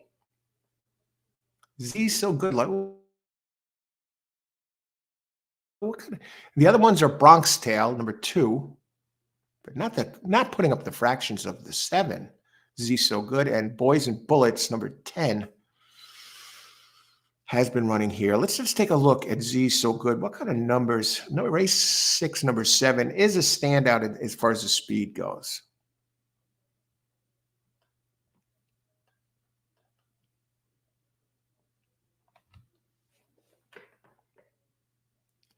Adam Bowman, Soto is the trainer, 12% trainer at Parks. Has to be considered just based on these fractions. Bronx Tale.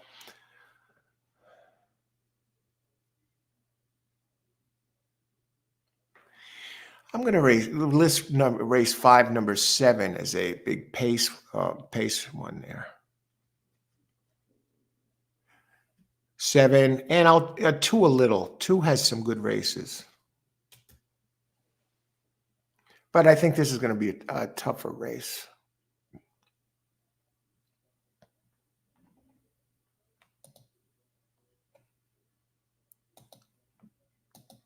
Just picking out the speed horses here, seeing if there's any with standout speeds. So for 1, no, 2, 3, and 2, 3, 4, 5 do have standouts. as far as being front runners.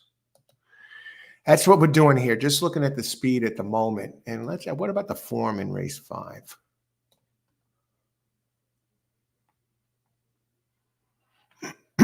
Tough Workout seems to be in the best form. Let me just look at for this distance. Yeah. Tough Workout, number 1. Sprinting, it's going to be tough. Tough Workout. It's Scott Lake entry, who is 14% here at Parx. All right, we'll shift down to race 6.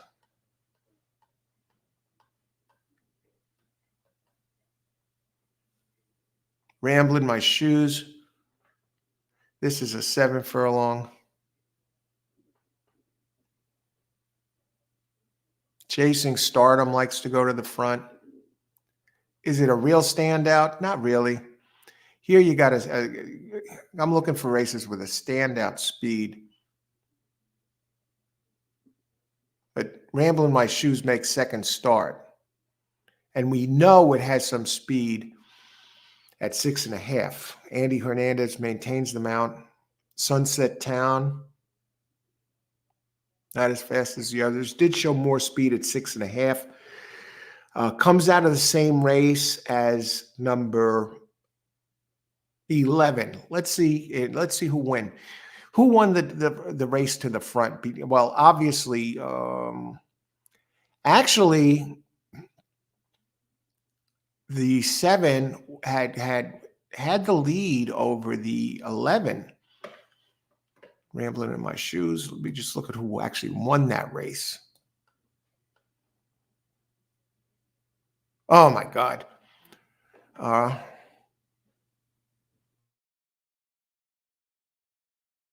Sunset Town demolished the 11. 11 had more early speed. And 10 is Jamie Ness, who I see figures that jump out. And 12, Michael Pino. 10 and 12 look like the fastest that race. 8 is also competitive figures. 7, that is going to be a tough race. 5 ran a real big one and comes back in 8 days for a trainer who's 0 for 19, bringing him back that quick.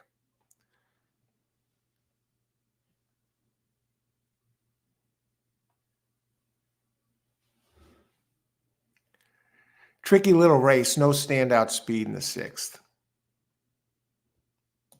Got a few of them in there that are pretty quick. But the 10 and the 12 look like the 10, 12, and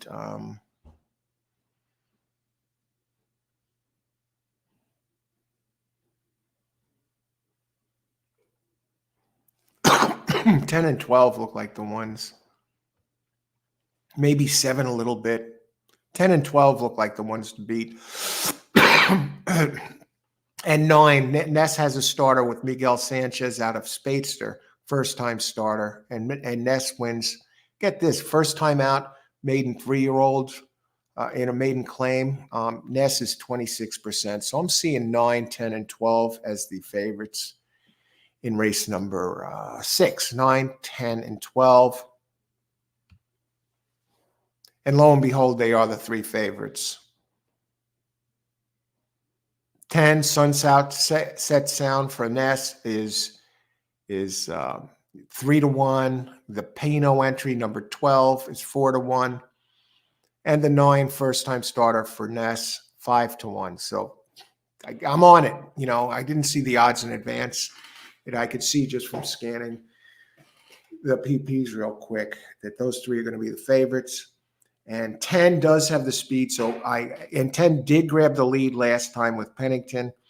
And it is the morning favorite. So I am going to list, he's probably going to grab the lead again.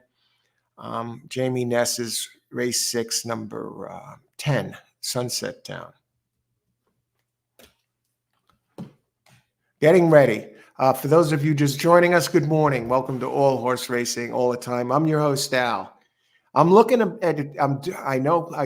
If you joined me yesterday or the earlier days, you know I'm going to be doing a Turfway Park show tonight, covering all the races at Turfway and from start to finish, focusing on there. But I thought about doing a show where I play multiple tracks at once. little bit different. I used to play this track, this when I first got started winning at the races really consistently in 2011. And I would play the tracks from the first tracks at noon right through the tracks at 11 o'clock at night. And I would do multiple tracks at once. And these are tracks that I didn't handicap the races in advance. I was literally handicapping the races and coming up with plays, staggering between races. So I said, what if I did a show like that today? I know I can get it done doing it that way. I know a lot of players out there, they handicap on the fly. And that's kind of what I'm doing. Only I'm doing a little bit of prep work ahead of time to make it easier on myself. And that's what I'm doing here on the morning show, as the title suggests, playing multiple tracks at the same time. And we'll see if I could still do it and pull it off. So I'm thinking about doing an early show today, and I'll leave this link open. I'll be in and out throughout the morning and trying to do some prep work for this show. So I want to wish everyone a good morning today. It's going to be another short week with the holiday, and then another short week next week. So this is the perfect time frame to do that. Normal. I'm not going to do that all the time, of course. But I figured during this holiday week, I'll have some time to do this. We'll try it a couple of days. And I'm even thinking about doing a show on Saturday. Get this. maybe, don't hold me to it. Thinking of doing a Saturday show where I cover all the tracks beginning before noon, Aqueduct, Gulfstream, whatever is running, all the tracks, right through to the tracks that end at night, around 11 o'clock at night. That'll include Turfway. If I do this, it won't be an exclusive Turfway show, but of course I'll be covering it with the other tracks that are running that night. Delta Downs will be running, and for some, I'm not sure what other ones, but multiple tracks. So we'll see how that goes. Here, we don't really have a standout speed in the 12. Yeah, we do. We have one that likes to go to the front apps all the time with Madeline Rowland riding. Starlight Walker. It's a 6.5 furlong race.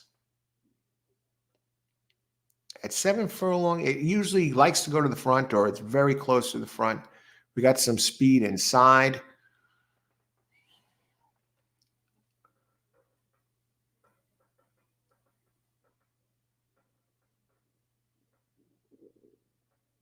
Starlight Walker. Let me just see.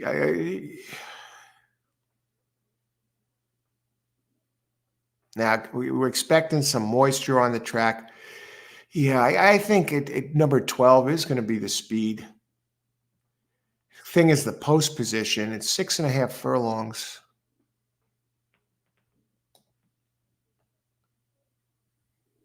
That's going to be a tough race. Dr. Doom, number 9. Very consistent, good numbers. Starlight Walker. Yeah. Kathleen DeMasi didn't run a good one last race, but Kathleen takes over. And when first race out of her barn, when they shift trainers, she's 14%. Jock is 16%. Madeline Rowland. Her and Kathleen only hooked up once, 0 for 1. But this one has a speed edge. And very solid numbers. 9 and 12 here. I want to look at 3 because that one showed some 9, 12, 6, 9, and 12, I think. And 2, 6, 9, and 12. A7, number 12. 2, 6, 9, and 12 is the main players speed-wise. And let's take a look at these odds for these horses. Let's start with number 12. 5 to 1. Okay, that's good odds.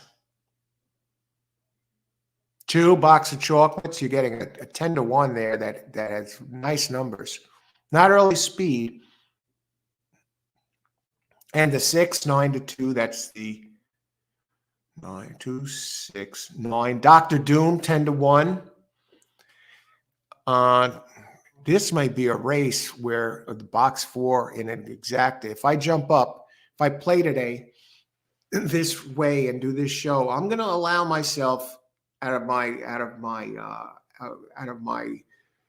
total bankroll $30 to play with and see if I could take this 30 and bang it up by playing selectively, playing these 3 tracks at the same time. And I see this race, I would love to be up some money to be able to do a box here, because already I got a 10-1 that looks good by the numbers, another 10-1, and the 6, 9-2, and my 12, the one with the speed from Demasi, the main speed, and has a lot of nice numbers that can get it done here.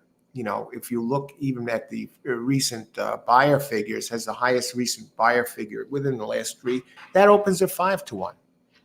It's 3 more races to look at. And I think the 8th and 9th races are both races where you could probably narrow it to 2. They're $200,000 stakes races at Parx. And yeah, $200,000 stakes races on a Wednesday. And let's go down. And one of them really stood out. Okay, because I looked at this number 7, Flamingo's Way. That's the one. That looks like the main pace. It makes its 3rd start. So I'm going to list race 8, number 7. And I know he's not the chalk. I touched on this earlier in the beginning of this show. And that one opens at 5-1. But the one and the other one that has speed and has good numbers, very good numbers, is Aoph's Magic. I don't know, number 4. The numbers, it's undefeated in 3 starts, and 8. And I think you could narrow this down to 4-7 in this race and get this done. But what I love about this is what looks like the controlling speed is Flamingo Way. It grabbed the lead at the first call, last 2. It might find itself in a pace duel with the 6, but the 6 is coming from Penn, Mary's Reward. But I think you could, for your late pick 4 players, you can look at 4 and 7 with confidence as the ones to get it done.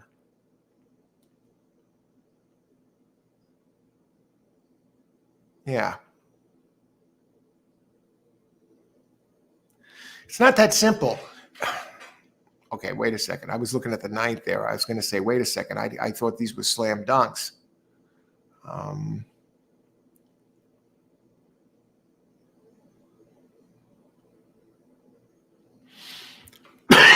7 is out of social inclusion for Bobby Ann Hawthorne, gets Andy Hernandez.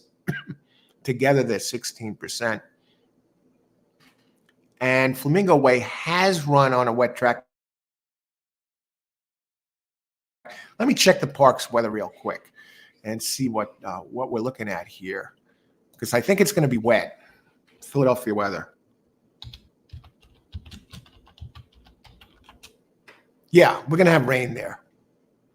So if you're handicapping,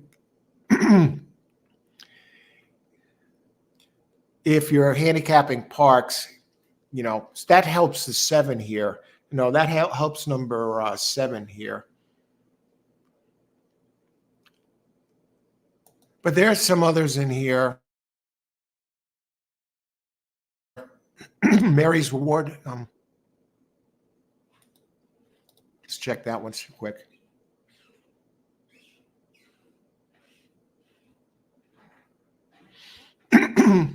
Mary's Reward jump forward. That's running at Penn. So, no, I'm not really worried about that one. Okay, we'll go to race 9, and we'll just about have this covered here for Parx as far as looking, weeding out the early speed. Neon Dion.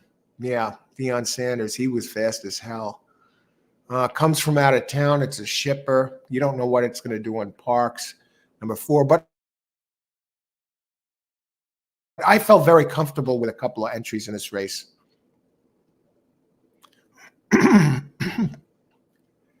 Socially Awkward grabbed the lead at the first call both times, ran at Parx at Penn. There were 2 standouts in the 9th race that I think you could really narrow it down to. Yeah. Number 7, Action, Notice of Action. It's already running 2 stakes races. Career, it's won 3 of 4. And the numbers are just stand out. And number 7, Heavy Uncle, ran big for Robert Reed Jr. Won the first race by a neck and bounced back in its second race in a stakes race, and it did get trounced by the 7, Notice of Action. Got beat bad by Heavy Uncle. What happened to Heavy Uncle? Okay, he hesitated and it ducked in sharply at the start, raced very wide. Came in 5th, 10 back. Number 7 in that race came in 3rd, 2.5 back. But numbers-wise, 7 and 9 are the standouts. I confidently can say that in race 9, so far as the speed go, I'll just put 7 and 9 as standouts. So in the 8th and 9th race, you could narrow your pick 4 down to two horses in each race. Now let's go right, just keep rolling. You go right to race 10 and see if there's a standout. Boom Boom Kaboom, number 11, has some early speed. That's 7 on dirt.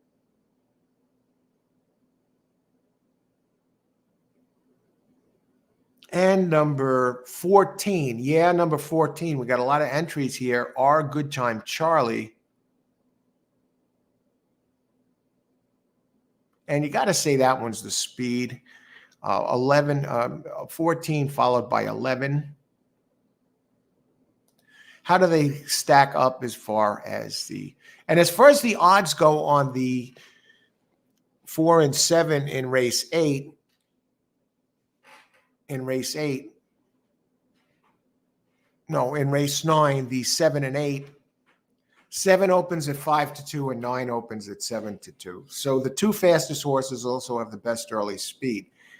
Only question is, are they going to knock each other out? Once you go past those 2, 5-2 and 7-2, the next lowest odds are 6-1 on Neon Dion. And as far as the 10th race, the 11 and 14.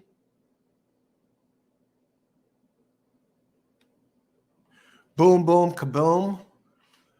8-1 and 14. Our Good Time Charlie, 8-1. I'll just list them as the speeds, not really as standouts. But they have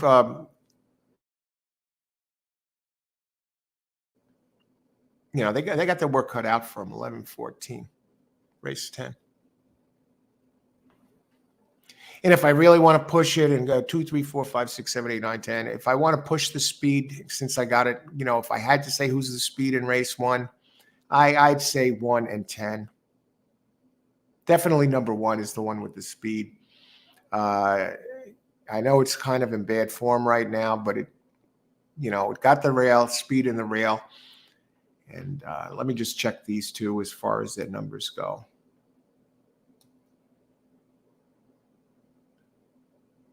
Ten is in bad form. 7 for a long race. One at least had ran respectably 2 back.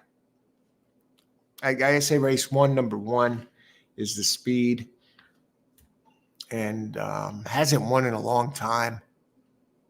You see my lines here, running line. I'll go back to July 1st, and its best finish was the 2nd place, 2 back for Carl Jones. He got a jockey there who's terrible. 3% winning percentage out of 69 races here. I don't think the winner's coming out of those 2. I think your winner is probably is going to be number 5, race 1, Bramble Bush, or maybe 5 or 8. I believe 5 or 8 get it done. 8, not really quick early, but has races 2, 3 back that are big. Let's see who the favorites in race 1. If I say 5 and 8 are the ones. Wow, they are the 2 favorites. Bramble Bush 5, the speed, not speed. They're not the speeds, but the 5 is 4-1, and the 8 is 5-2, and the 1 with the early speed That's the speed of the speed. Opens at 5-1. Had a decent race, 2 back second.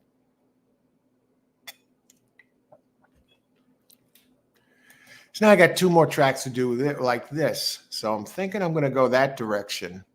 I think I'm going to do a show early, start just before noon, and cover the 3 tracks, all 3 of them, shooting around. I'll have chat open, of course, and I probably won't get to the chat immediately like usual, but I will be checking in and answering questions, but I will be telling you who I like and what my plays are. And I'm thinking the game plan will be allow $30, start with an allowed bankroll of $30 for this event, and try and build it up and take it up, build it up and play selectively from these tracks. I'm not going to just play every single race. I'll give you picks, what I like in those races, what I see, or if I think it's worth playing. And if it looks like a total bust, I'll focus on the other 2 tracks and put together plays. I played the races this way, and I played it very well this way. It's been a long time since I played it this way. But I have the data for all 3 tracks, Mahoning, Parks, and Tampa. I can't remember the last time I bet a race at Mahoning. Tampa, I know I did a little bit when I did a Tampa show last year for the Tampa Bay Derby Day. And that's been a long time there too. But if you have the data, I can at least do something with it. You know, look at the percentages, look at the PPs, see some numbers, know who has the pace. So I'm thinking like that today. Start with $30 and go from there and see how high I build it up. AB, hey, good morning, AB. Thank you very much. Much appreciated for the super sticker. How you doing today? I'm definitely doing a Turfway show tonight, AB, and I'll probably be doing a track covering 3 tracks today. So we'll go from there and play the 3 tracks at the same time. So it looks like it's going to be a big day of racing. And not only that, good morning all. Not only that, what I'm thinking of doing is on Saturday, just like I'm doing here with these 3 tracks, I'm thinking Saturday, do a special show since it's the holiday season. Maybe it's something I'll do, once a year in September or December for the holiday week. Do a show where I cover all the tracks from start to finish. I don't know how, it's challenging, and, have it open all day from the start. Tracks that start at 9. Well, this is what I'm thinking Saturday.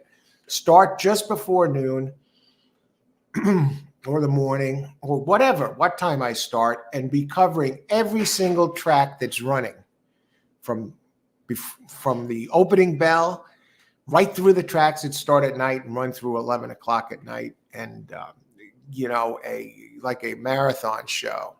So I'm thinking maybe do that on Saturday, celebrate the holiday season right up until New Year. That would be something different.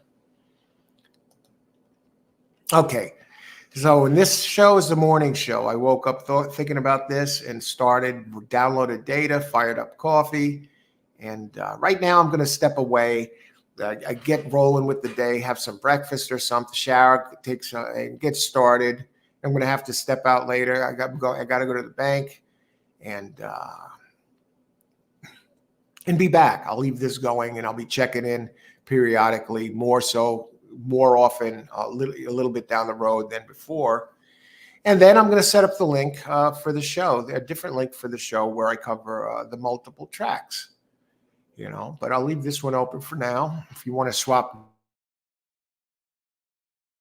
notes, thanks again, AB. And we'll get cracking here. So I'll be back in a bit. I'll be checking in. And I'll keep the morning show. Hey, it's the first time I've done something called the morning show. And the title says it all, playing multiple tracks at the same time. So I'm going to be back in a bit, and wish everybody a good morning, a great start to the day. And thanks for joining us, everybody. And 3 tracks today. How can we do it? Start with a $30 bankroll, limited to 30 just for this. If I crap out, I crap out. But I'll tell you one thing right here, right now. I'm going to be making my picks selectively. So I don't think I'm going to crap out. I think I'm going to make a profit today. I'm going to play frugally, but aggressively, picking my spots and build it up. We'll see what we can do. I'll show you what it's all about. You get to see me play in action here as if I was playing alone, not doing a show, but I'll be doing a show and answer questions and where I can. And you'll see how I address it when playing multiple tracks at the same time. I've done this before, and plenty of times. That used to be strictly how I played. So that's how I got my sea legs in horse racing, by playing that way. So I'll be back in a bit, and thanks everyone. Have a great day, everyone. Really, have a great start to the day, and I hope you can join us for the shows. Turfway tonight, a full show covering all the races, and for this afternoon, covering three tracks at the same time, none of them exclusively, but making the picks. I'm doing some of the leg work early here on this show. So we'll be back, and have a great start to the day, everybody. Thanks for joining us.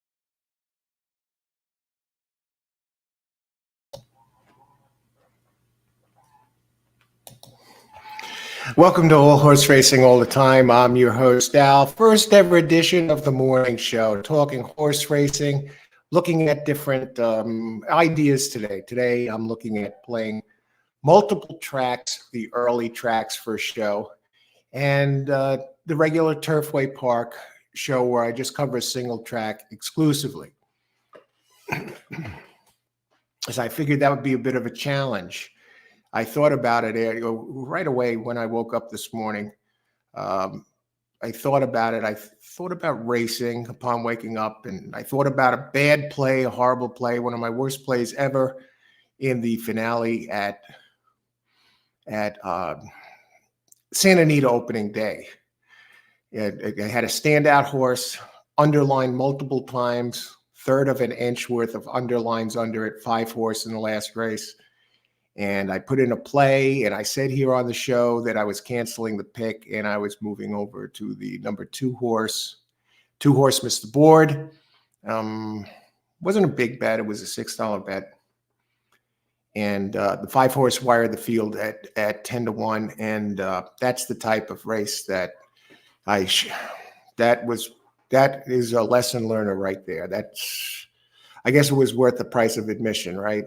To learn a valuable lesson, not to do something like that again. I canceled with some of the people on the show had the winning hit because I made the bet and other people played it. And then, a minute to post, not even, they were standing around in front of the gate and I rushed to cancel and put in the other bet. And the other horse I noticed, hey, it was longer odds. It was a show bet. Nothing. I should have just bet my horse to win, because it went off at 6-1 and wound up getting 10-1 odds on it, and it won for fun, open links. And oh my God, I made the wrong play. Even the show bet was the wrong play. At least place, right? It then wound up paying $6.30 a show and 10-1 to win. But I began thinking about how I used to play when I started winning, and I would play multiple tracks at the same time. Naturally, I'm not going to do that when I'm doing, an exclusive show where I focus on one track.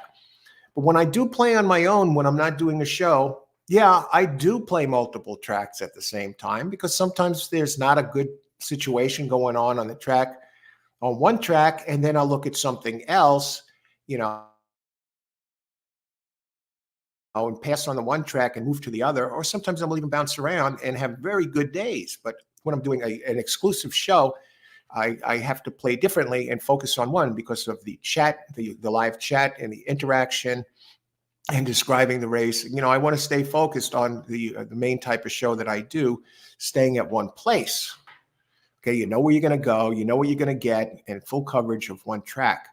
But here I'm playing today. I'm going to do a show where I'm looking at a few tracks at once, and they happen to be Parks, which has a couple of stakes races, the 8th and 9th, where I think I could narrow it down to 2 horses each. And the other track is going to be Mahoning Valley. Haven't done Mahoning Valley. I've never covered Mahoning Valley on one of my shows. I used to play that track a lot. And the other track, Tampa Bay. I think the last time I covered Tampa Bay or played Tampa Bay was a couple of races here or there where I wasn't doing a show and I was playing on my own. And last time I covered Tampa Bay exclusively, it was Tampa Bay Derby Day. I did a show there. And so what I'm doing right now on this morning show, I'm setting it up. The title tells it like it is. It's a morning show, and it talks about covering multiple tracks at once. Now, how am I going to address this? When I used to play multiple tracks, I came in cold. I didn't look at the tracks in advance, and I still managed to turn profits on those days. I'd take it a race at a time, and the races would be staggered, minutes apart. Today, they're pretty good. We're pretty good between the 3 tracks. We're between 5 and 9 minutes between races, so at all 3. So what I'm doing today, I am doing some prep work for this. And what I did here, the first step of the prep work was looking for standout early speed horses, and I got the early speed horses for the 10 races at Parks. And now we're going to start to look. Now the next track we're going to look at is Tampa Bay in this prep work here. And we're going to Tampa Bay. They have 10 races at Parks. Tampa Bay, what do they have? 8 or 9? Let's see. 9 races. Post time 12:20. Post time at Parks is 12:05. Okay, let's go to Tampa. Let's look at the pace figures here. See if there's a standout. Uncaptured Star looks like the speed. This is on dirt. Yeah. Silver Style has some speed. Yeah. I think we might have a duel up front. And John Jay, those three are going to be winging it on the front end. 2-4, 2-4, 2-4, 2-4, and 2-4, and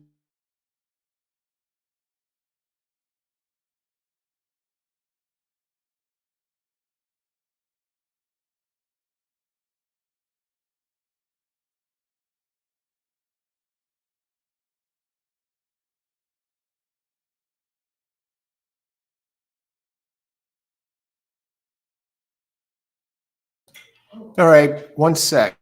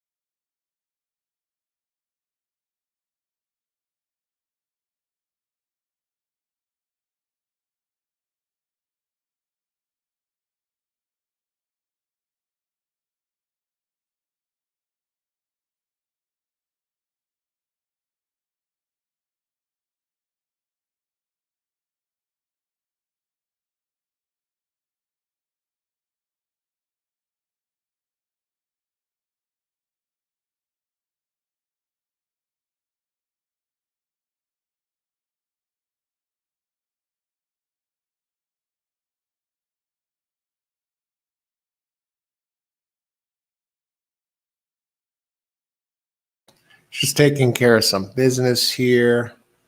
Okay.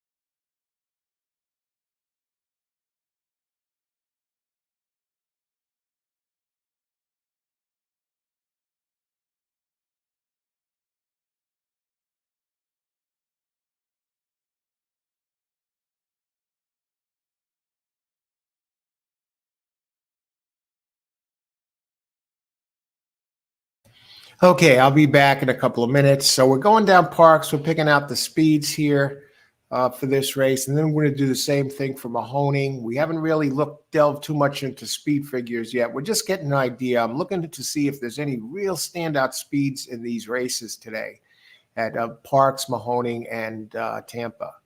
I'll be back in a couple.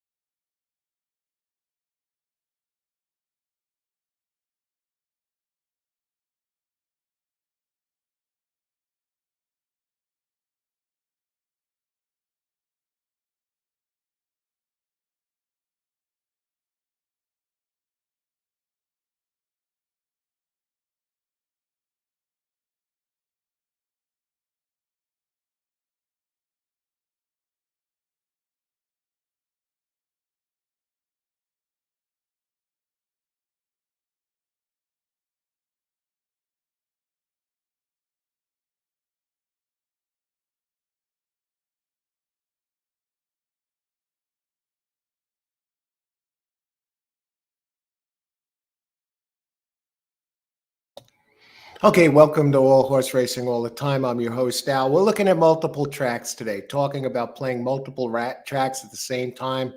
I reheated the coffee. It's up. It's done, folks. Bag is empty. Four Sigmatic mushroom coffee. Time for a new bag. I don't know when I'm going to buy it again. I usually go on a kick with that for a few days here and there at a time. I'll have to order some. What is this? This is the prescription coffee mug. I got this as a gift. Maybe you can read it. Let's see. Dr. Harold Feelgood, Mr. Java Joe Espresso. Drink one mug by mouth. Repeat until awake and alert. Daily grind. 12 ounces of black gold. Refills sure expires when mug is empty. Hey, well, that's what that says. There it is.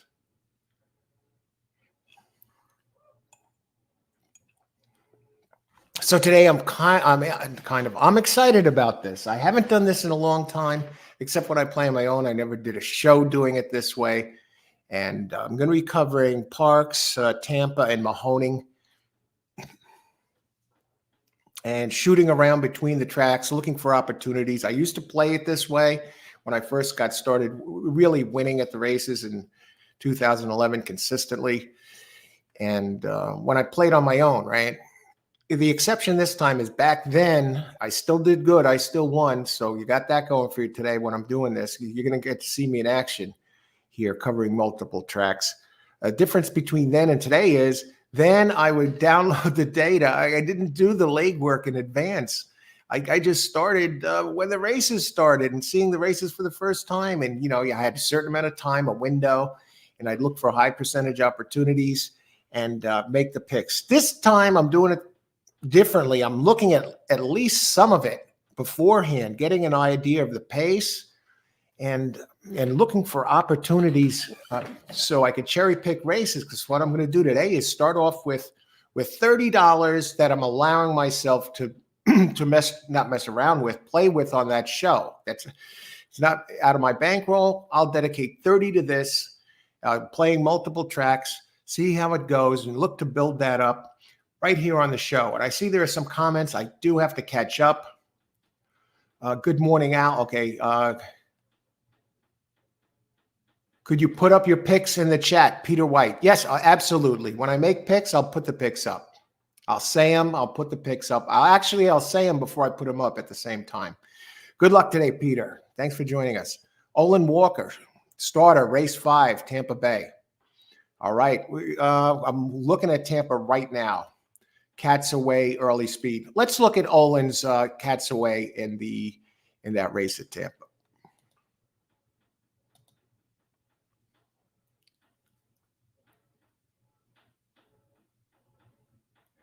Race 5, cats away. I don't see cats away. Are we on the same page here? Cats away early. Starter, race 5, Tampa. What about the 4th? Okay. I'm looking at them right now. Let's see, cats away. I don't see cats away in the 4th race. I see Tampa as a turf race, and I don't see a cats away. But let's see who else. We'll get to the 4th. Charles. Good morning, Charles. How you doing? That 2-horse was pulled up and steadied for lack of room at the 16th pole. So that's just bad luck if that doesn't happen. Horse wins race. You think so, Charles? Really? Well, that makes me feel a little bit better, Charles. Excellent observation there. Wow. Thanks. Good luck today, Charles. Good to see you early in the morning. Charles. Some tremendous hits on the show. Olin, skip one. Okay. No, that wasn't when you stepped out. Okay. Okay, so I'm going down the board here. Wow, that 2-horse. Okay, so that wasn't that bad of a move after all. Okay, wow.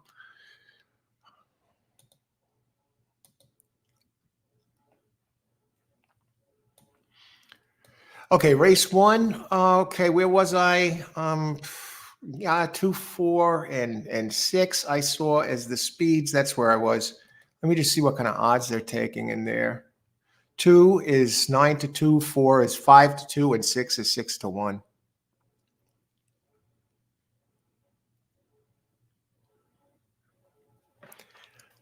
I'll just list 246, race 1, 246, just to go for there because I want to move along here. And out of those three, let's go. Curiosity is getting the best of me.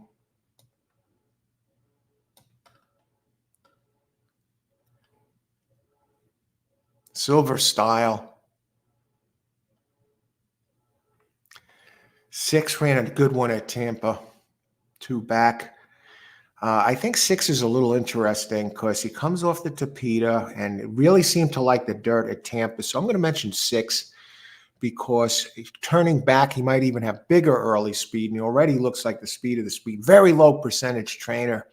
Ahmad Dober, 4% at Tampa. But maybe the horse can take him for a trip around the track. And the jockey is 13%. We'll have to see. Okay, we'll move on to race 2. Looking for if there's a real standout pace horse at one of these tracks. Here we got the 2 inside horses. 1 is the 1 and 6 are the main speeds. I got to respect 1 more than 6. 6 coming from Delaware. And the other way, and the 1 and 6 are both perennial front runners. 2 isn't. We got a bunch of horses coming from Delaware here. I wonder if they have the same trainer, 1, 2, and 6. 2 doesn't need the lead. It's been running at 5.5. So maybe that's the beneficiary here of a real pace duel from 1 and 6 who usually go to the front all the time. Race 2, 1, 2, and 6. Wow.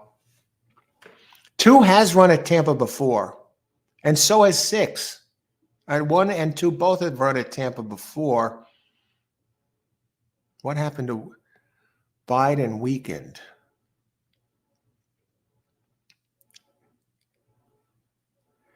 They're both good. They're both really good.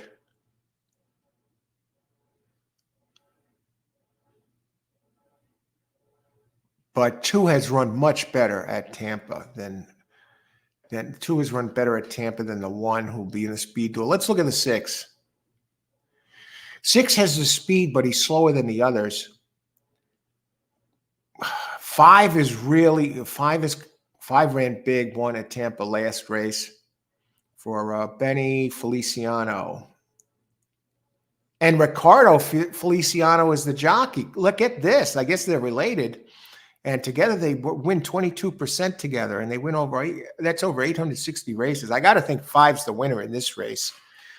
But I'll list 1, 2, and 6. I'll just list 1 and 2 as the speeds that I'm concerned about. 6, I think, is in over his head.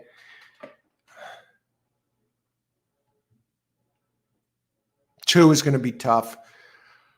2 is 1, 2.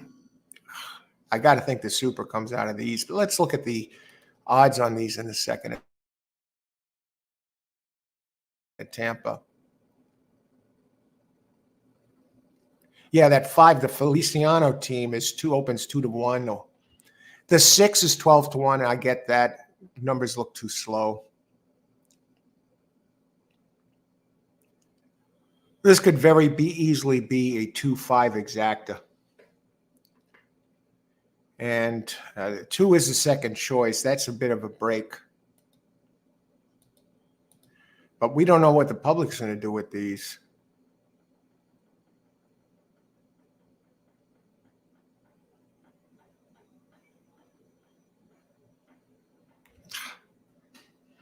Tough call. Tough call. I'm not sure who's going to wind up favored here. I just want to check the pace of the 5.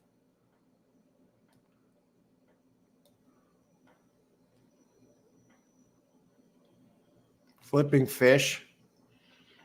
He'll run a sub-3 opening quarter. He'll be stalking the pace. Yeah, 5 is 5. You can't. The only thing I'm concerned about is the 5 is he seems to have a pattern where he rarely doubles up fast races. Okay, race 3. 5 and 8. Wow.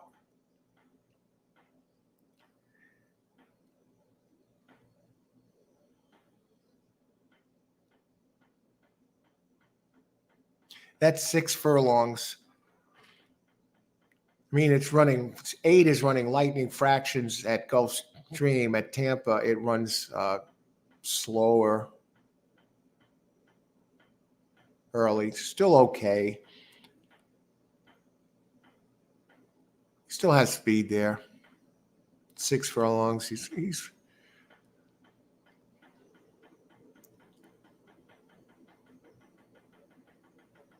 yeah. I think yeah. 2 has some speed. 1 has some speed. I really don't see a standout speed.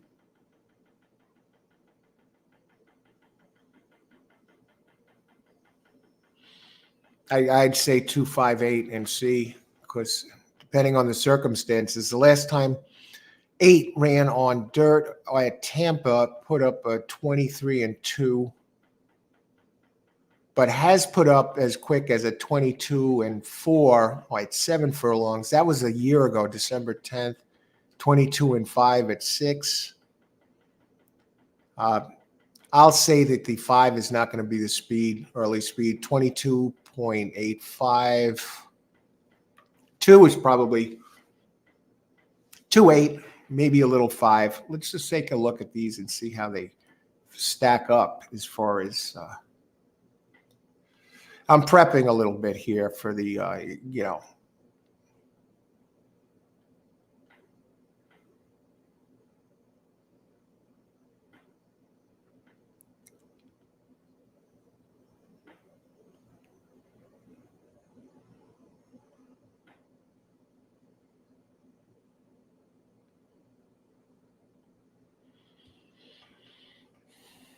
this is a claiming 10.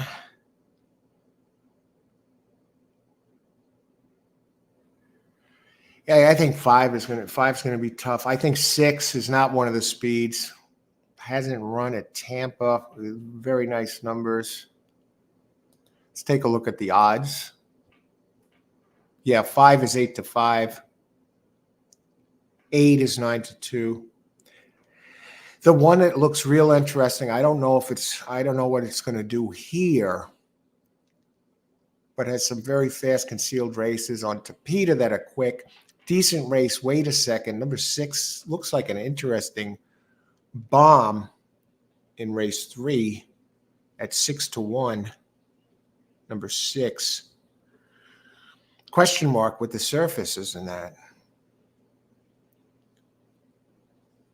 Otherwise, 258. I mean, are the speeds. What kind of speed does 6 have?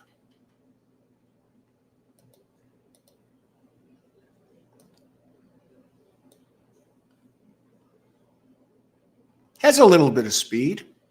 Yeah, I don't know, whatever track, ASD.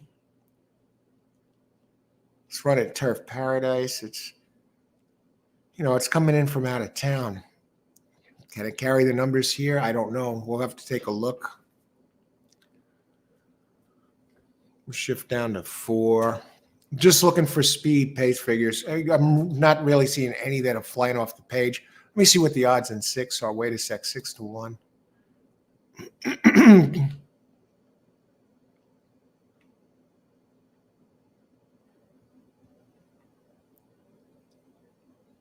Olin. 4th was about SA Blue Fashion, 4-horse, and last at Santa Anita. Race 11.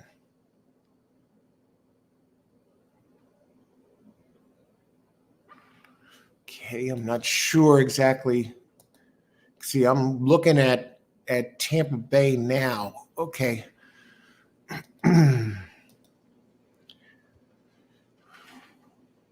We got some speed signed on for here.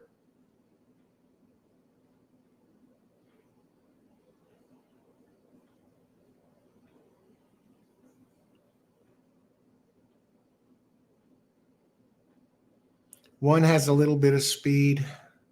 3.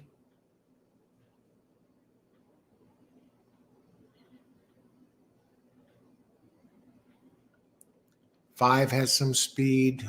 6, Maddie's Dream.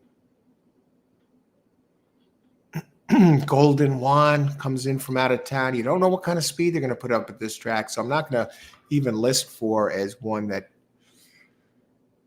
I will say Maddie's Dream, number 6, is the speed here in this race. Put up very quick opening fractions last time and at 7 furlongs, so maybe at 6 even better. Let's see the odds on the numbers at race 4 at Tampa. Just doing a quick glance. It's a very competitive race for a claiming 20. Ooh, Maddie's Dream, horrible, completely tired and fell apart. The trainer is not much to show. Eduardo Vasquez, trainer, is 16 starts, 0 wins. Guess he's brand new. At Tampa, 0 for 6. So if that speed is out, they're inconsistent, what you get from trainers.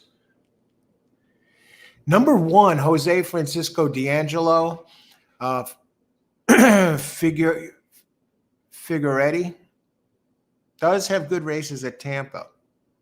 Seems to be in pretty good form here. The trainer is 21% trainer at Tampa, 19% over 1,500 races. 1, 2. 1 looks like the standout so far. Running really quick races in the winter last year. Used to be in Santa Anita, the West Coast. Ran at Tampa in March, April, finished second, third. 2 nice races. That was at the optional claim 100 level. Now it's in for 20, straight 20.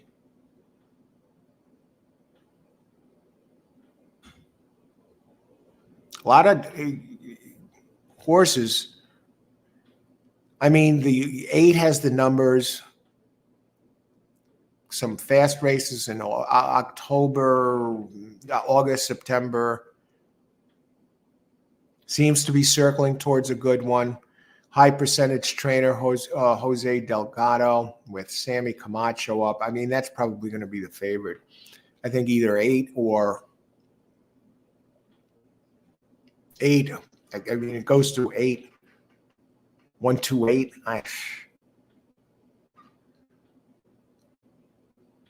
The 1 is dropping. The 2, I think, likes it longer, but it did run well in a 7 furlong sprint back in March. 1, 2, 8. Let me just look at these.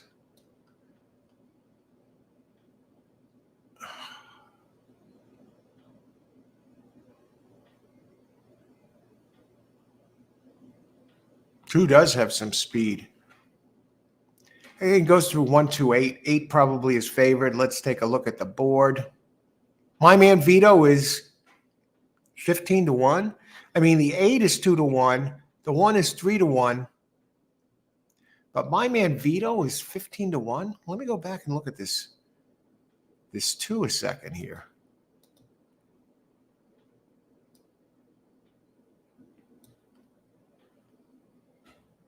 Yeah. 2 is your bomb here in this race. Has some speed, turning back. What happened last place?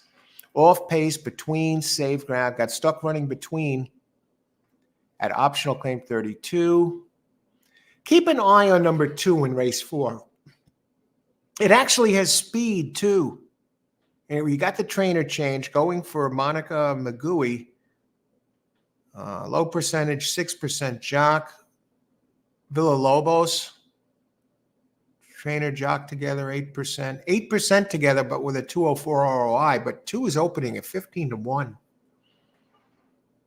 And I don't know why it's opening so low. It has run well at Tampa before. It fits this race like a glove. I can't believe we're going to race 4. I'm going to put 2 with an asterisk. Okay. Encircle the race. Race 4, I think we have a good one here. Race 4, My Man Vito. All right, race 5.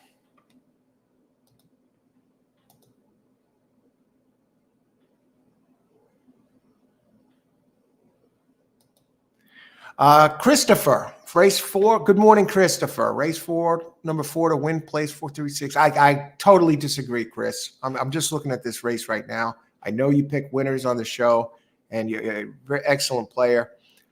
I have to address this for a second before I move on, because we got totally different entries here. I'm looking at 128 as my 3 and 436.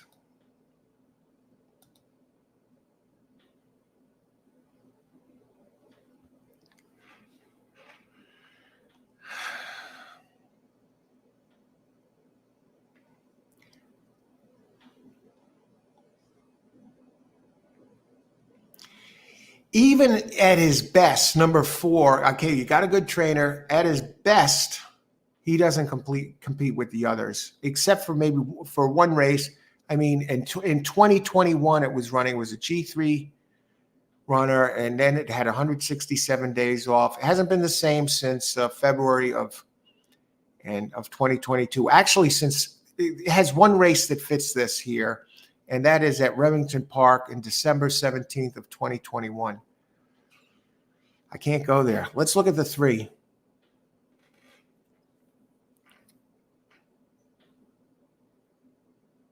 Three, I might make a case for, but its last 3 races were awful. It did run well. Gets back to Tampa. I think it's going to appreciate the return to Tampa. It's an 8-year-old. It's a gray horse.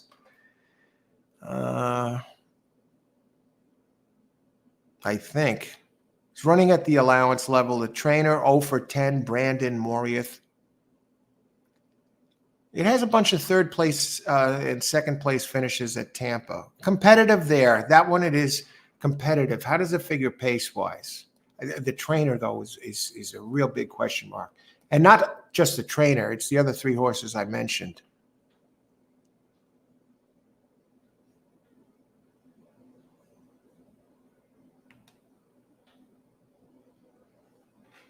Okay, right. I'm 4. It does have some speed. It's going to be part of the pace. 3, I'll give you 3. And 6, Maddie's Dream. 6 is speed, but I can't vouch for the numbers. The numbers look too slow. But Maddie's Dream is likely going to be the leader. It's going to have to steal it on the front end. And let's go to the odds again. 3 is 10-1. 4, make it big, which I can see being a possible player because it likes it here at Park. And 6 opens 12-1. I'll tell you this, Chris. You do have a couple of speeds in there, and they do have, it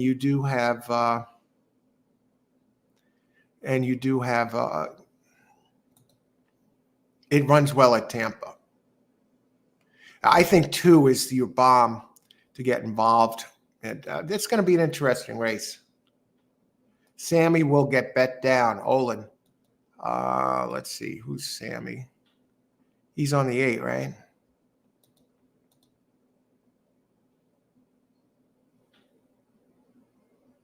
Eight. Well, it's the logical choice. My only knock on this one is I don't see any running lines at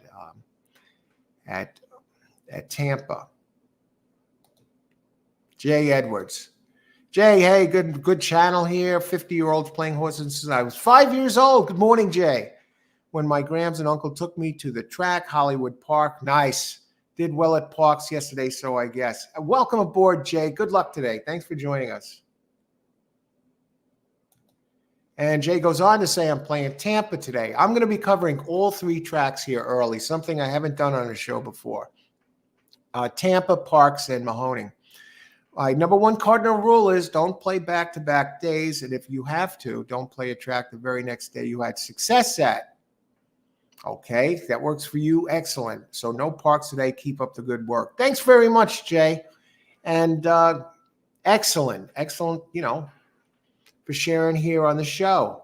Great job at Parks yesterday. You playing today or don't play back-to-back days? Got it. Okay. We move on.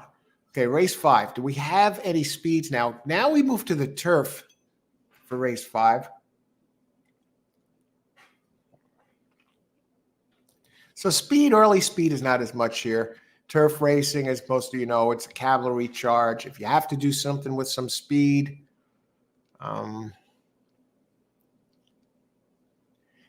it's a mile on turf, and we have a one horse.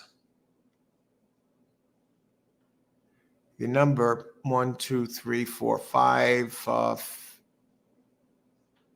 Fed Delight Kayat. I don't know. 2 races on at Monmouth on dirt sprints, 5.5, 6. So I have to think at a mile on turf, it's not going to be running fractions. 3 group ticket. It's another one running mostly on dirt at Monmouth, putting up fast fractions. Put up decent fractions, 23 and 3. I think 3 is probably the pace, unless Uncle Kenny weighs in with something else.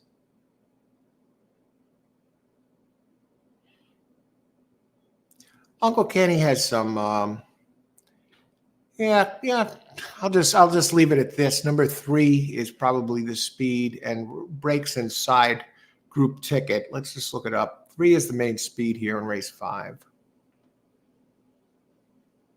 Other horses are better though. Yeah, the 1 is improving, seems to be improving. 3 finished 8th, 11 back.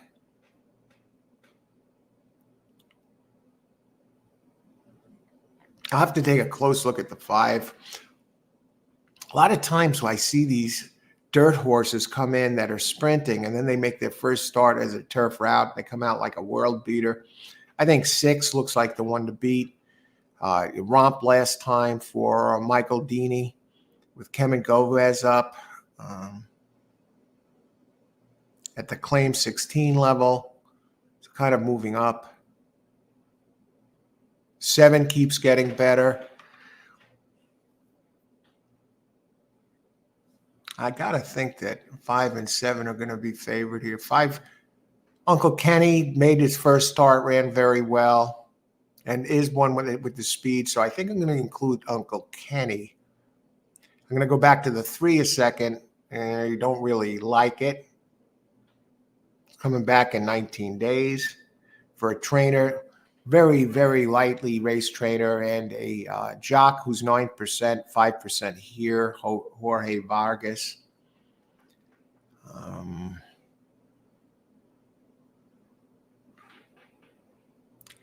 Speed aside, I think this sets up nice for the 10, Uncle Kenny, because he has some speed and improves second time on turf. He's going to be dangerous. 6, 10. 6, 7, 10, I think we go through in this race. I'll put 10 as the speed and 6, 7, 10 as the main contenders. Let's see what the odds are in the 6, 7, 10 in race 9. Race 5. 6 is 7-2, Lord knows. 7, Deep Strike is 9-2. And 10, Uncle Kenny is 5-1. Nice price on Uncle Kenny. You know he can get the distance. And 1, I think, is a vulnerable 4-1 would be the second choice. Favorite is 6. 1 is the second choice at 4-1, and I think it's a weak second choice. So this might be a good race to bet. And I will put a dot next to it. Lord knows looks like a fair 6 is a fair favorite. But a weak second choice in Real Sensation.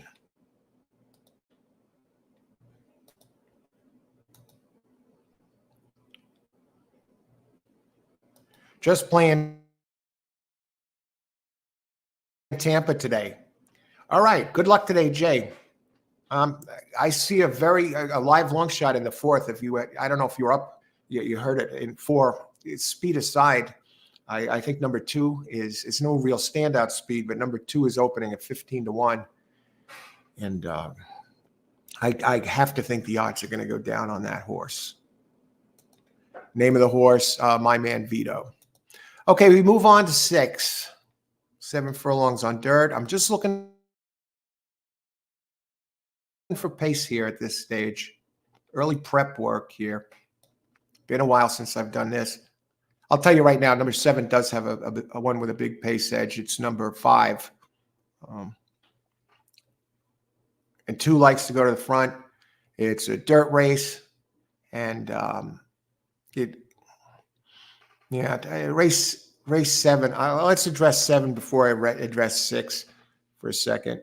I'm just curious what the odds are. Mr. Chilly Willy, perennial front runner, always first. If he's not first at the first call, he's a close second, like the last 2 races, second by a head. 6.5. Let me just look at 7, Mr. Chilly Willy. Race 7. He's not going to win this race. Group Hug looks like the winner here. I mean, 5 will be winging it. Daniel Centeno.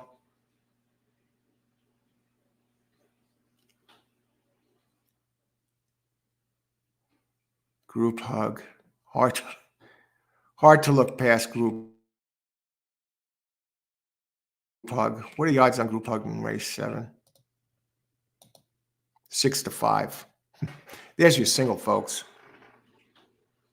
And the second choice actually is Mr. Chilly Willy. I guess he's going to jump out to a big lead and try and outrun the field. 5-1 is the second choice. So race 7, 5 is the speed, but 6 is the likely winner.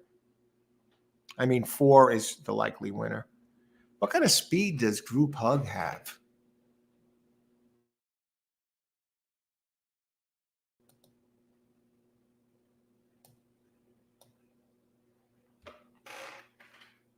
He has some speed, not like Mr. Chilly Willy, but you know, he'll be in the second tier. Hello, Sucker, number 2.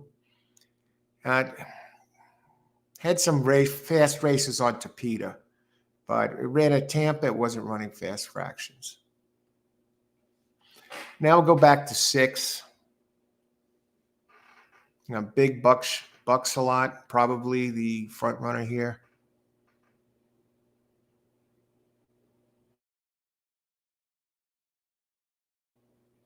Did get the early lead last time at 7, and that's what today's distance is. 4 has some speed to tap him. I don't know. Let me look at the numbers here in race 6.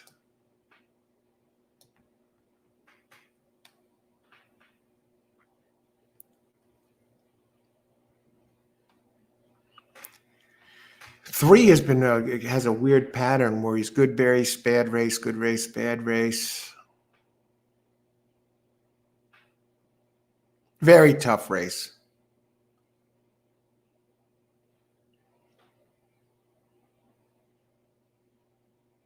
You see, this is one I'll probably pass on.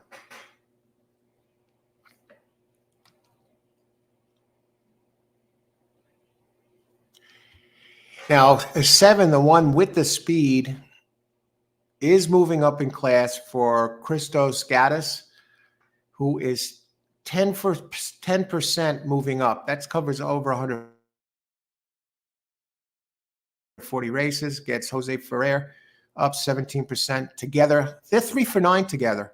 So the limited body of work, they do get it done. 3 for 9 with a 2.53 ROI. So I'll just list 7 is the speed in race 6. Now we shift down to race 8. As far as overall impressiveness goes,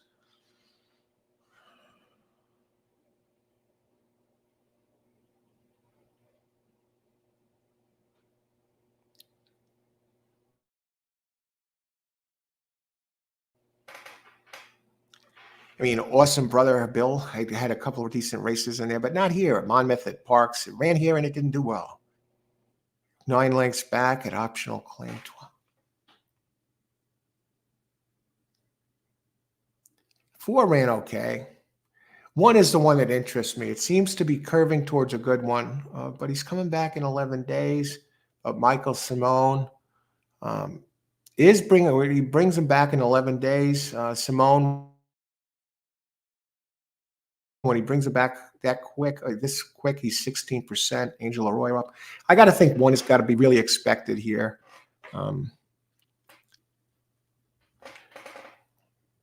There's a few that got to be respected. 6. 7 is the speed. Let's look at the odds on 1, 6, and 7. 1 is 5-2. 6 is 8-1. And 7, 2-1. The speed. So, all right. It seemed to be pretty much on the same page.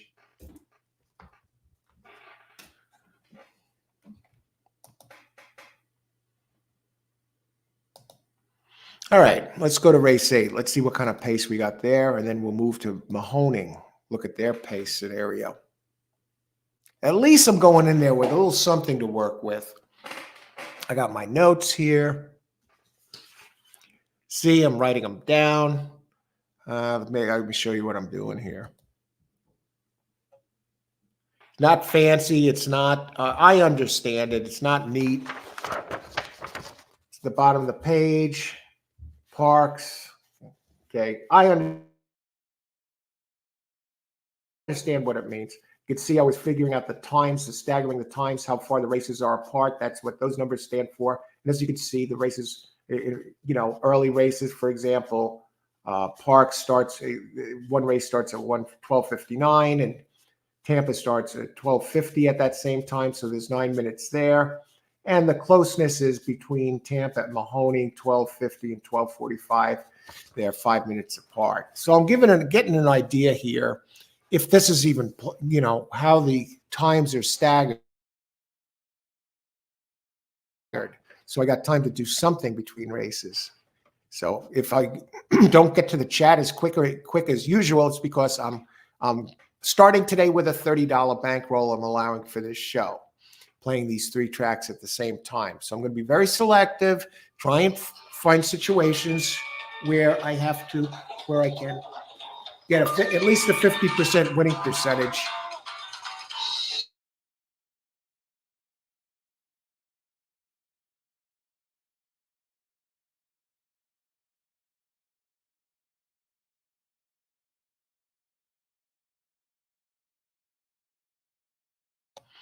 Okay, so I'm going to be looking for high percentage races where I believe I at least have a 50% chance to win. Because as you know, 30 isn't a lot to allow for a day. When I play a single card, I'll allow for, 75. That's what I did at Santa Anita yesterday. And I finished the day down $9.90. I really didn't see anything I could step on there. And it was pretty chalky for the most part. I blew it by, changing my bet, what would have been a winning bet on a 10-1 shot right before they got in the gate. But Charles backed me up. He says he thinks that the one I changed to, I went to a longer odds horse, and he tells me, and I didn't realize this, I didn't see this, that the horse had some sort of trouble, and he thinks, from what he saw, that the horse that I changed to would have been the winner. So I feel a little better about that. And Charles knows what he's doing. He's produced a wealth of knowledge that he shares with us on the show when he comes on, and shares some big hits. So it makes me feel a little better. But five, I happened to place a show bet 3 times, and it was a 10-1 shot, and I canceled that bet and went to the 2, and the 2 missed the board, and the 5 won going away by open lengths. So that really sucked. But yeah, I should have just added the 2 and left the 5 in there. Okay. Where am I? Race 8. Now there's 9 races here. They already have scratches in for this track. Amazing. Let's go back. How many scratches? Do we have any of these scratches? No scratches through the first 3, through the first 5, but you got a bunch in the 8th. The scratches are going to probably come filing in. Yeah, maybe they're working their way back. Race 8. Okay, I'm not going to rush this. I'm going to step away for a bit, and I'll be back. So we'll get to the races 8 and 9. And I want to thank everyone for joining us, and good morning, everybody. Happy Wednesday, happy hump day, the short week, holiday week. We're going to have another short week next week. We're still in the middle, we're the summit of the holiday season here. So we still got a bunch of days to enjoy that. It's only Wednesday, and we have New Year's Eve and New Year's Day on Monday, and it's going to be racing on Monday. So I'll be back in a bit. And the plan today, play 3 tracks, Mahoning, Parks, and Tampa, and start with a $30 bankroll to allow and see what we can do there. And you'll see me in action and you in action here. I hope you can join us for that show. And I'll be back in and out here during the course of the morning. And before I go live for the 3-track show, I'll set up a new link. And so, be on the lookout for that. Probably go live shortly before noon. And I'll be back in a bit. Be back and forth here on the morning show.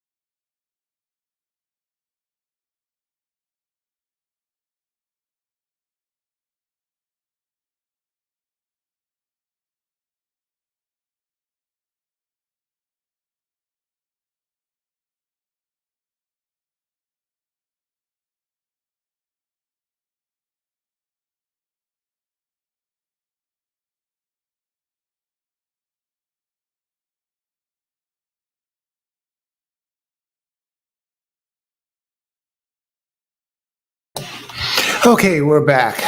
Looking at welcome to All Horse Racing All the Time. I'm your host, Al, talking about playing multiple tracks at once. And that's the theme today. That's what I'm going to do today. I'm going to be covering Mahoning Parks in Tampa Bay at the same time. Not just one track today, going back to how I've played the races in the past and how I usually sometimes play them when I play on my own when I'm not doing a show. So you get to see me in action that way and how I address it. And I'll still give out my plays if I'm making a play or pass. And of course, the chat will be open and I'll get to the chat, probably not as often or as usual, but I will be giving out the picks because I'm going to be bouncing around. Christopher, like race 5, number 3, 3-7. I think 7 looks tough. I think 6, 7, 10 look like the fastest ones in there. 10 looks like the early pace. All right, thanks at Tampa. Olin, hi Olin. The unique aspect of race 5. 5's a tough one. 5 is that these are 2-year-olds. That's all I have a win bet under their belt, and it's on turf. I think a 6, 7, 10 box gets it done there. I mean, they're the fastest ones so far. And Christopher mentions the 3 in the 5th race. And group ticket. Group ticket is if I'm not mistaken, group ticket is probably the speed. And it does have a quick race on dirt at Monmouth at 6 furlongs that fit. Overall on turf, the ones with the fastest turf races are 6. 7 keeps getting better. For Camacho, I got to think 7 Deep Strike is going to take money. And the 10, Uncle Kenny has speed. I'm looking for improvement in that race. But okay, I'm up to race 8 at this place. All I'm doing right now, the first step here, when I usually used to play the races, I bounced around from track to track. I didn't look at the cards in advance. You know, I got the data and then I went from there, and I actually did well and was winning playing that way. Today I'm bouncing around again, with the exception that I am giving these a brief look over to get at least an idea. I'm looking for standout pace scenarios. And I get a brief look at the numbers as well. And of course, when I'm playing it, once the action starts and the window's open and we're out there in the pit, as they say, playing, then you got to look at the figures a little bit closely. You got to look at the percentages more closely. This is like a look-see here. And then we got scratches to contend with. For example, there are some scratches in the 8th. Scratches are starting to come in. In the 8th, we got 5 scratched, 11 and 12 scratched. Nice early scratches at Tampa. I only see scratches for the 8th and 9th. I don't see any earlier. I don't know if they're doing it a race at a time. I think it would be very odd that they only have the scratches coming in for 2. That there would only be two races of scratches. Now it's 1.40 miles on dirt.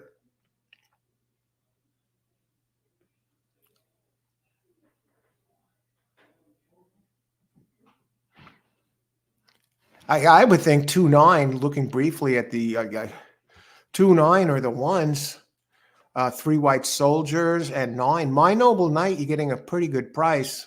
Spanish Pharaoh at 3-1, number 3. At 3-1, Spanish Pharaoh.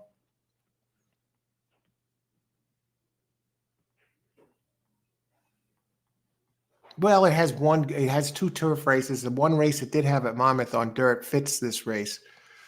But 2, 3, and 9, all 9 doesn't have a high percentage trainer. It raced it here. It hit the gate. It got bumped, and it still finished 3rd. You got a trainer here that's 7% at Tampa, Lester Barbazone. And the trainer of the 2 is William Morey, a 29. He's 2 for 7 at Parks, 23% trainer in 4,226 starts. 16K. And trainer number 3, Darian Rodriguez, 21% trainer here, 25% trainer overall. So it's probably going to go through those 3, 2, 3, and 9. And it looks like it's going to be a chalky race. 1 has a little interesting on the 1. As far as the pace goes, 1 is the pace. That's going to be it. That's what makes this one very interesting. Did run 1 is the pace, Dr. Schuster. How about 2, 3, and 9? 2, almost no early speed at all. 9, almost no early speed at all. 3 has a little bit. Spanish Pharaoh. So race 8, I'd say 1 is the pace here. That Magic Moment, that's an AE who has some, and he's probably going to get in because there are scratches. So let me look see if the 11 got in. No, he's still scratched. All right, I'm going to step away for a bit, and I'll be back. I just want to let you know I'm back in-house, and yeah, but 1 is the pace in race number 8. But 2 and 9 look like they're very formidable.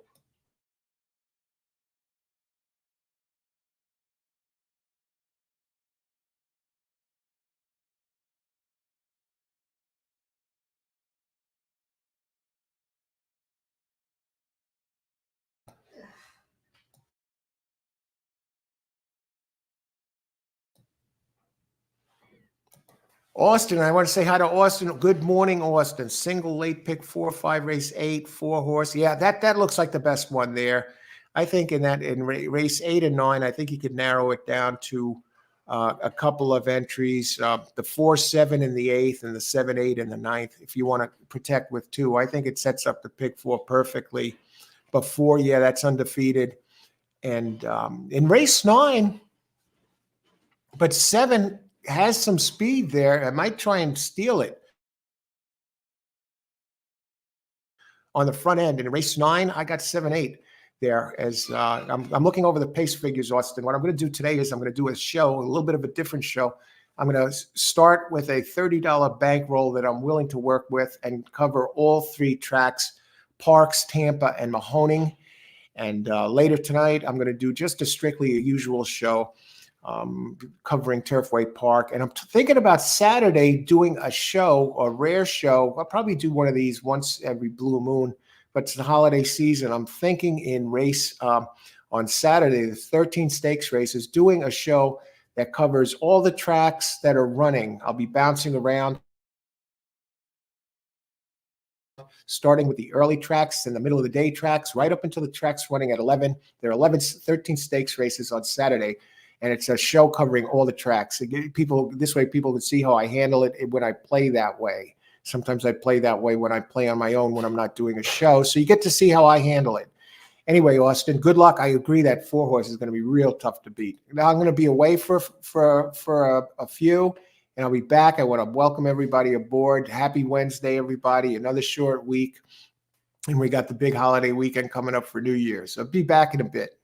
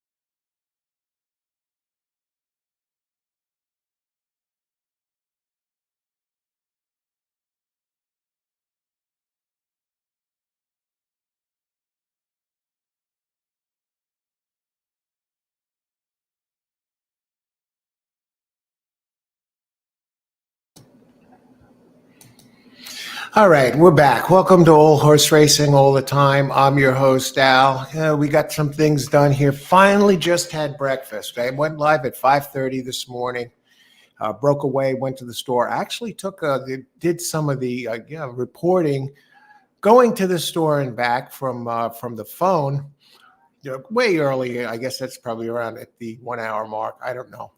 And finally took a shower, finally went to the bank,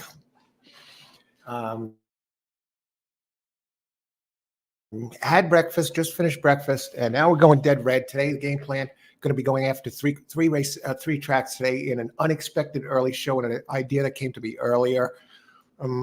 Bounce around between Parks, Mahoning, and Tampa Bay. Kind of take you to my roots, where I got my sea legs when playing the races. Especially in 2011 is when I started doing that. Back then I was actually covering the tracks, not on a show, but playing the tracks, all the different tracks that were running, from the ones that started around little afternoon to the ones that ran until like 11 at night, like Evangeline Downs and Charlestown, those types of tracks, and the tracks in the middle of the day as well. And I'm thinking about doing one of those shows on Saturday, a special show for the holiday seasons. It's not something I'd rarely do it, and I do it something special once in a while. Cover all the tracks for one day, and I'm thinking for the holiday, for the New Year's weekend, maybe Saturday, the 13 stakes races at various tracks, and cover all the tracks instead of just one exclusive track. So the afternoon show today, unexpected afternoon show, 3 tracks. If I don't get to chat as often as usual, it's because I'm moving around. Of course, I'll get my picks out there when I'm making a play, or my prediction. If I'll let you know if it's a pass race for me, but I'll still tell you who I like if I had to play. And the game plan here is to start with I'm going to dedicate $30, $30 for this show, for the 3-track show. And if I bust out, I bust out. And I'll start with a different bankroll for Turfway allotment. And hopefully the plan is to take that 30 and build it up here between the 3 different tracks. I've done that before, and I'm doing some late work. When I used to do it, when I first started doing it, I was playing the horses for 4 years at that point. And I would just start cold, with the data, and start when the bell opened and start handicapping from there, right? So I'm going to be bouncing around, but I'm actually doing a little bit of leg work, weeding out, ferreting out the early speed for these races, and we'll go from there. So right now, I've got my notes down for Tampa, for Parks, early notes down for Parks. I have my early notes down for Tampa, with the exception of the 9th race. So I got to look at Tampa, and then we're going to shift over to Mahoning. And then in a little while, I'm going to go off the air, and then I have to set up a link in that for this show. It's going to be a different link, and I got to have a different thumbnail. So that's what this is all about today. That's what the deal is. Race 9 at Tampa. What kind of speed we got? Now the scratches are just coming in as well, so that could change everything. But at least I have an idea going in. You see, I'm showing no scratches at 1, 2, 3, 4. I find that very hard to believe that Tampa had no scratches through the first 6, first 7. And then suddenly race 8, we have 5, 11, and 12 scratched. And in race 9, we do have number 11 scratched. Let's take a look at race 9. 7 furlongs on dirt. I got to think that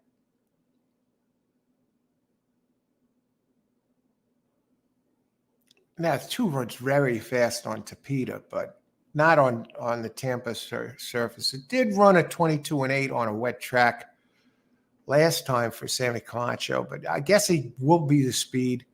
I just want to look at Chromed Impulse. That one has some speed. What about 3, Runaway Hide?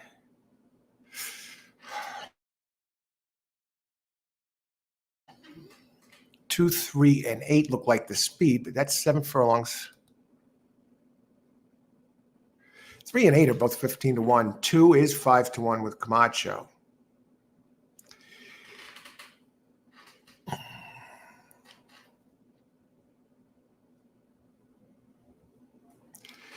And I just want to look at the data for a second here. See if anybody really flies off the page in race 9. 5 furlongs. No, 7 furlongs.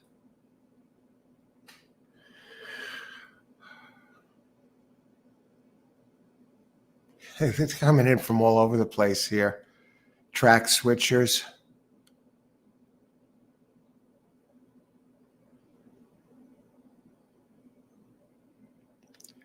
Yeah, you've done an easy track. I'm telling you, they're coming from one horse is coming from Aqueduct, True Believe, number 10. That might be a scratch.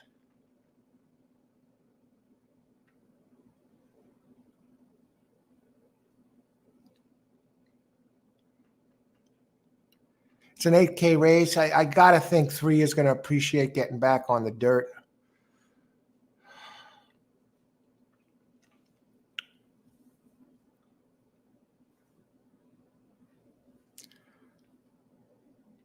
Kitten's Clown for you kitten horse fans.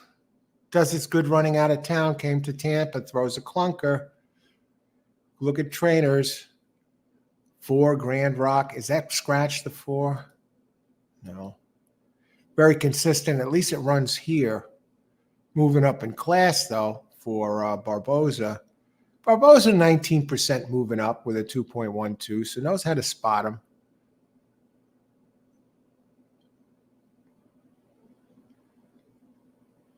Six. It's all about 6 here in this race.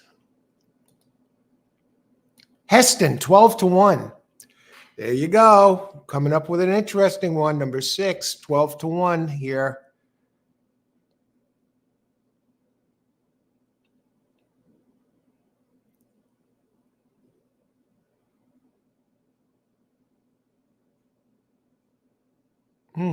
Interesting.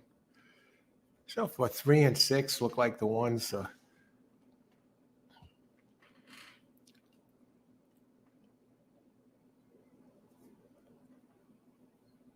9, 3, 6, and 9. I guess. Hopefully, no. Let's see which ones of these are scratched.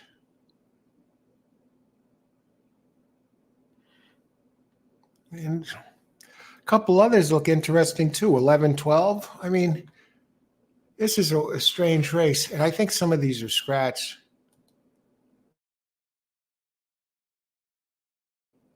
11 is scratched, so you don't got to worry about that one. 12, 8-1. 3 is 15-1. 6 is 12-1, and 9 is 5-1. I guess the 4 would be one to consider. It is the favorite.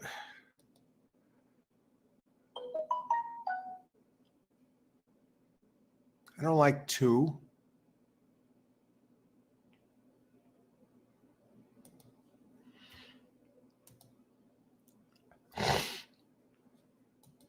Austin Park, race 6, pick 5.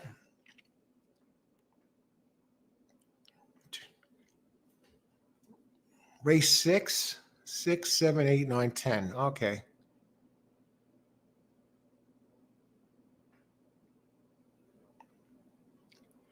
I definitely like the 2 and the 12 in that race.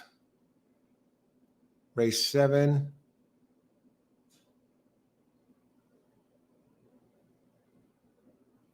No, that's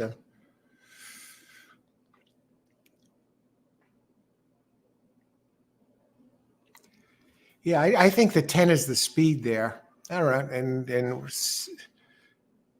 pick 5, 6, 7, 8, number 4. Yeah, 4 is going to be real tough. We talked about that. Race 9. I do think the 7 and 8 look strong there. Race 10, 11, and 14. Okay, you got the 15. All right. Now I'm going to have to get ready. I'm going to have to set things up. So I'm going to head out for now for the morning show here as we approach 11 in a couple of minutes. Let me just look at Mahoning for a second to see if anything is really flying off the page as far as early speed goes. Because I'm going to have to make a new thumbnail and I'm going to have to set up the show. And I'll probably come live, just before 12, a little before 12, because post time is 12:05 for Parks. And I'm going to be covering all 3 tracks. So be on the lookout for that. And Mahoning.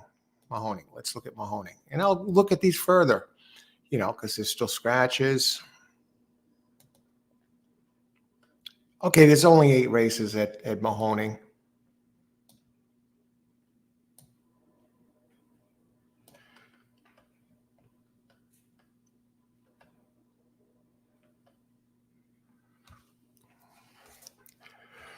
Race 4, 6 furlongs on dirt.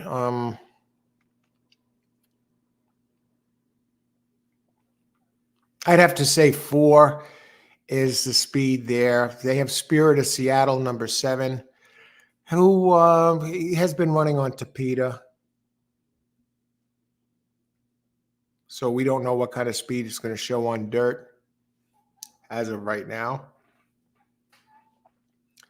I'm looking for some standouts or Bobby's Gift. Looks like he has very good speed in the third, number 10.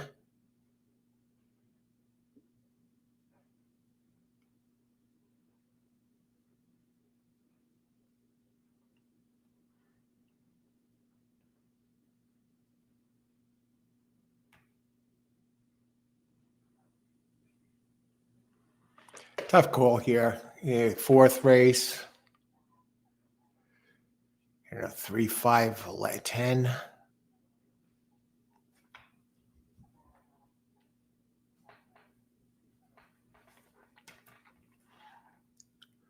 Okay, I don't want to rush this. I got to do a couple of things, and we'll get back to it.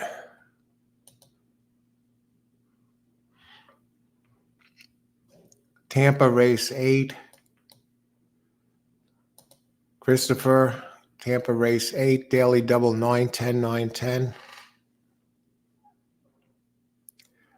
All right. Definitely, I'm looking at the 9 in the 8th race. 10th race, 9, 10. Picks there. I do have the 9 listed as a contender in that race as well. All right. Thanks for sharing that, Christopher. Okay, the morning show, the first morning show.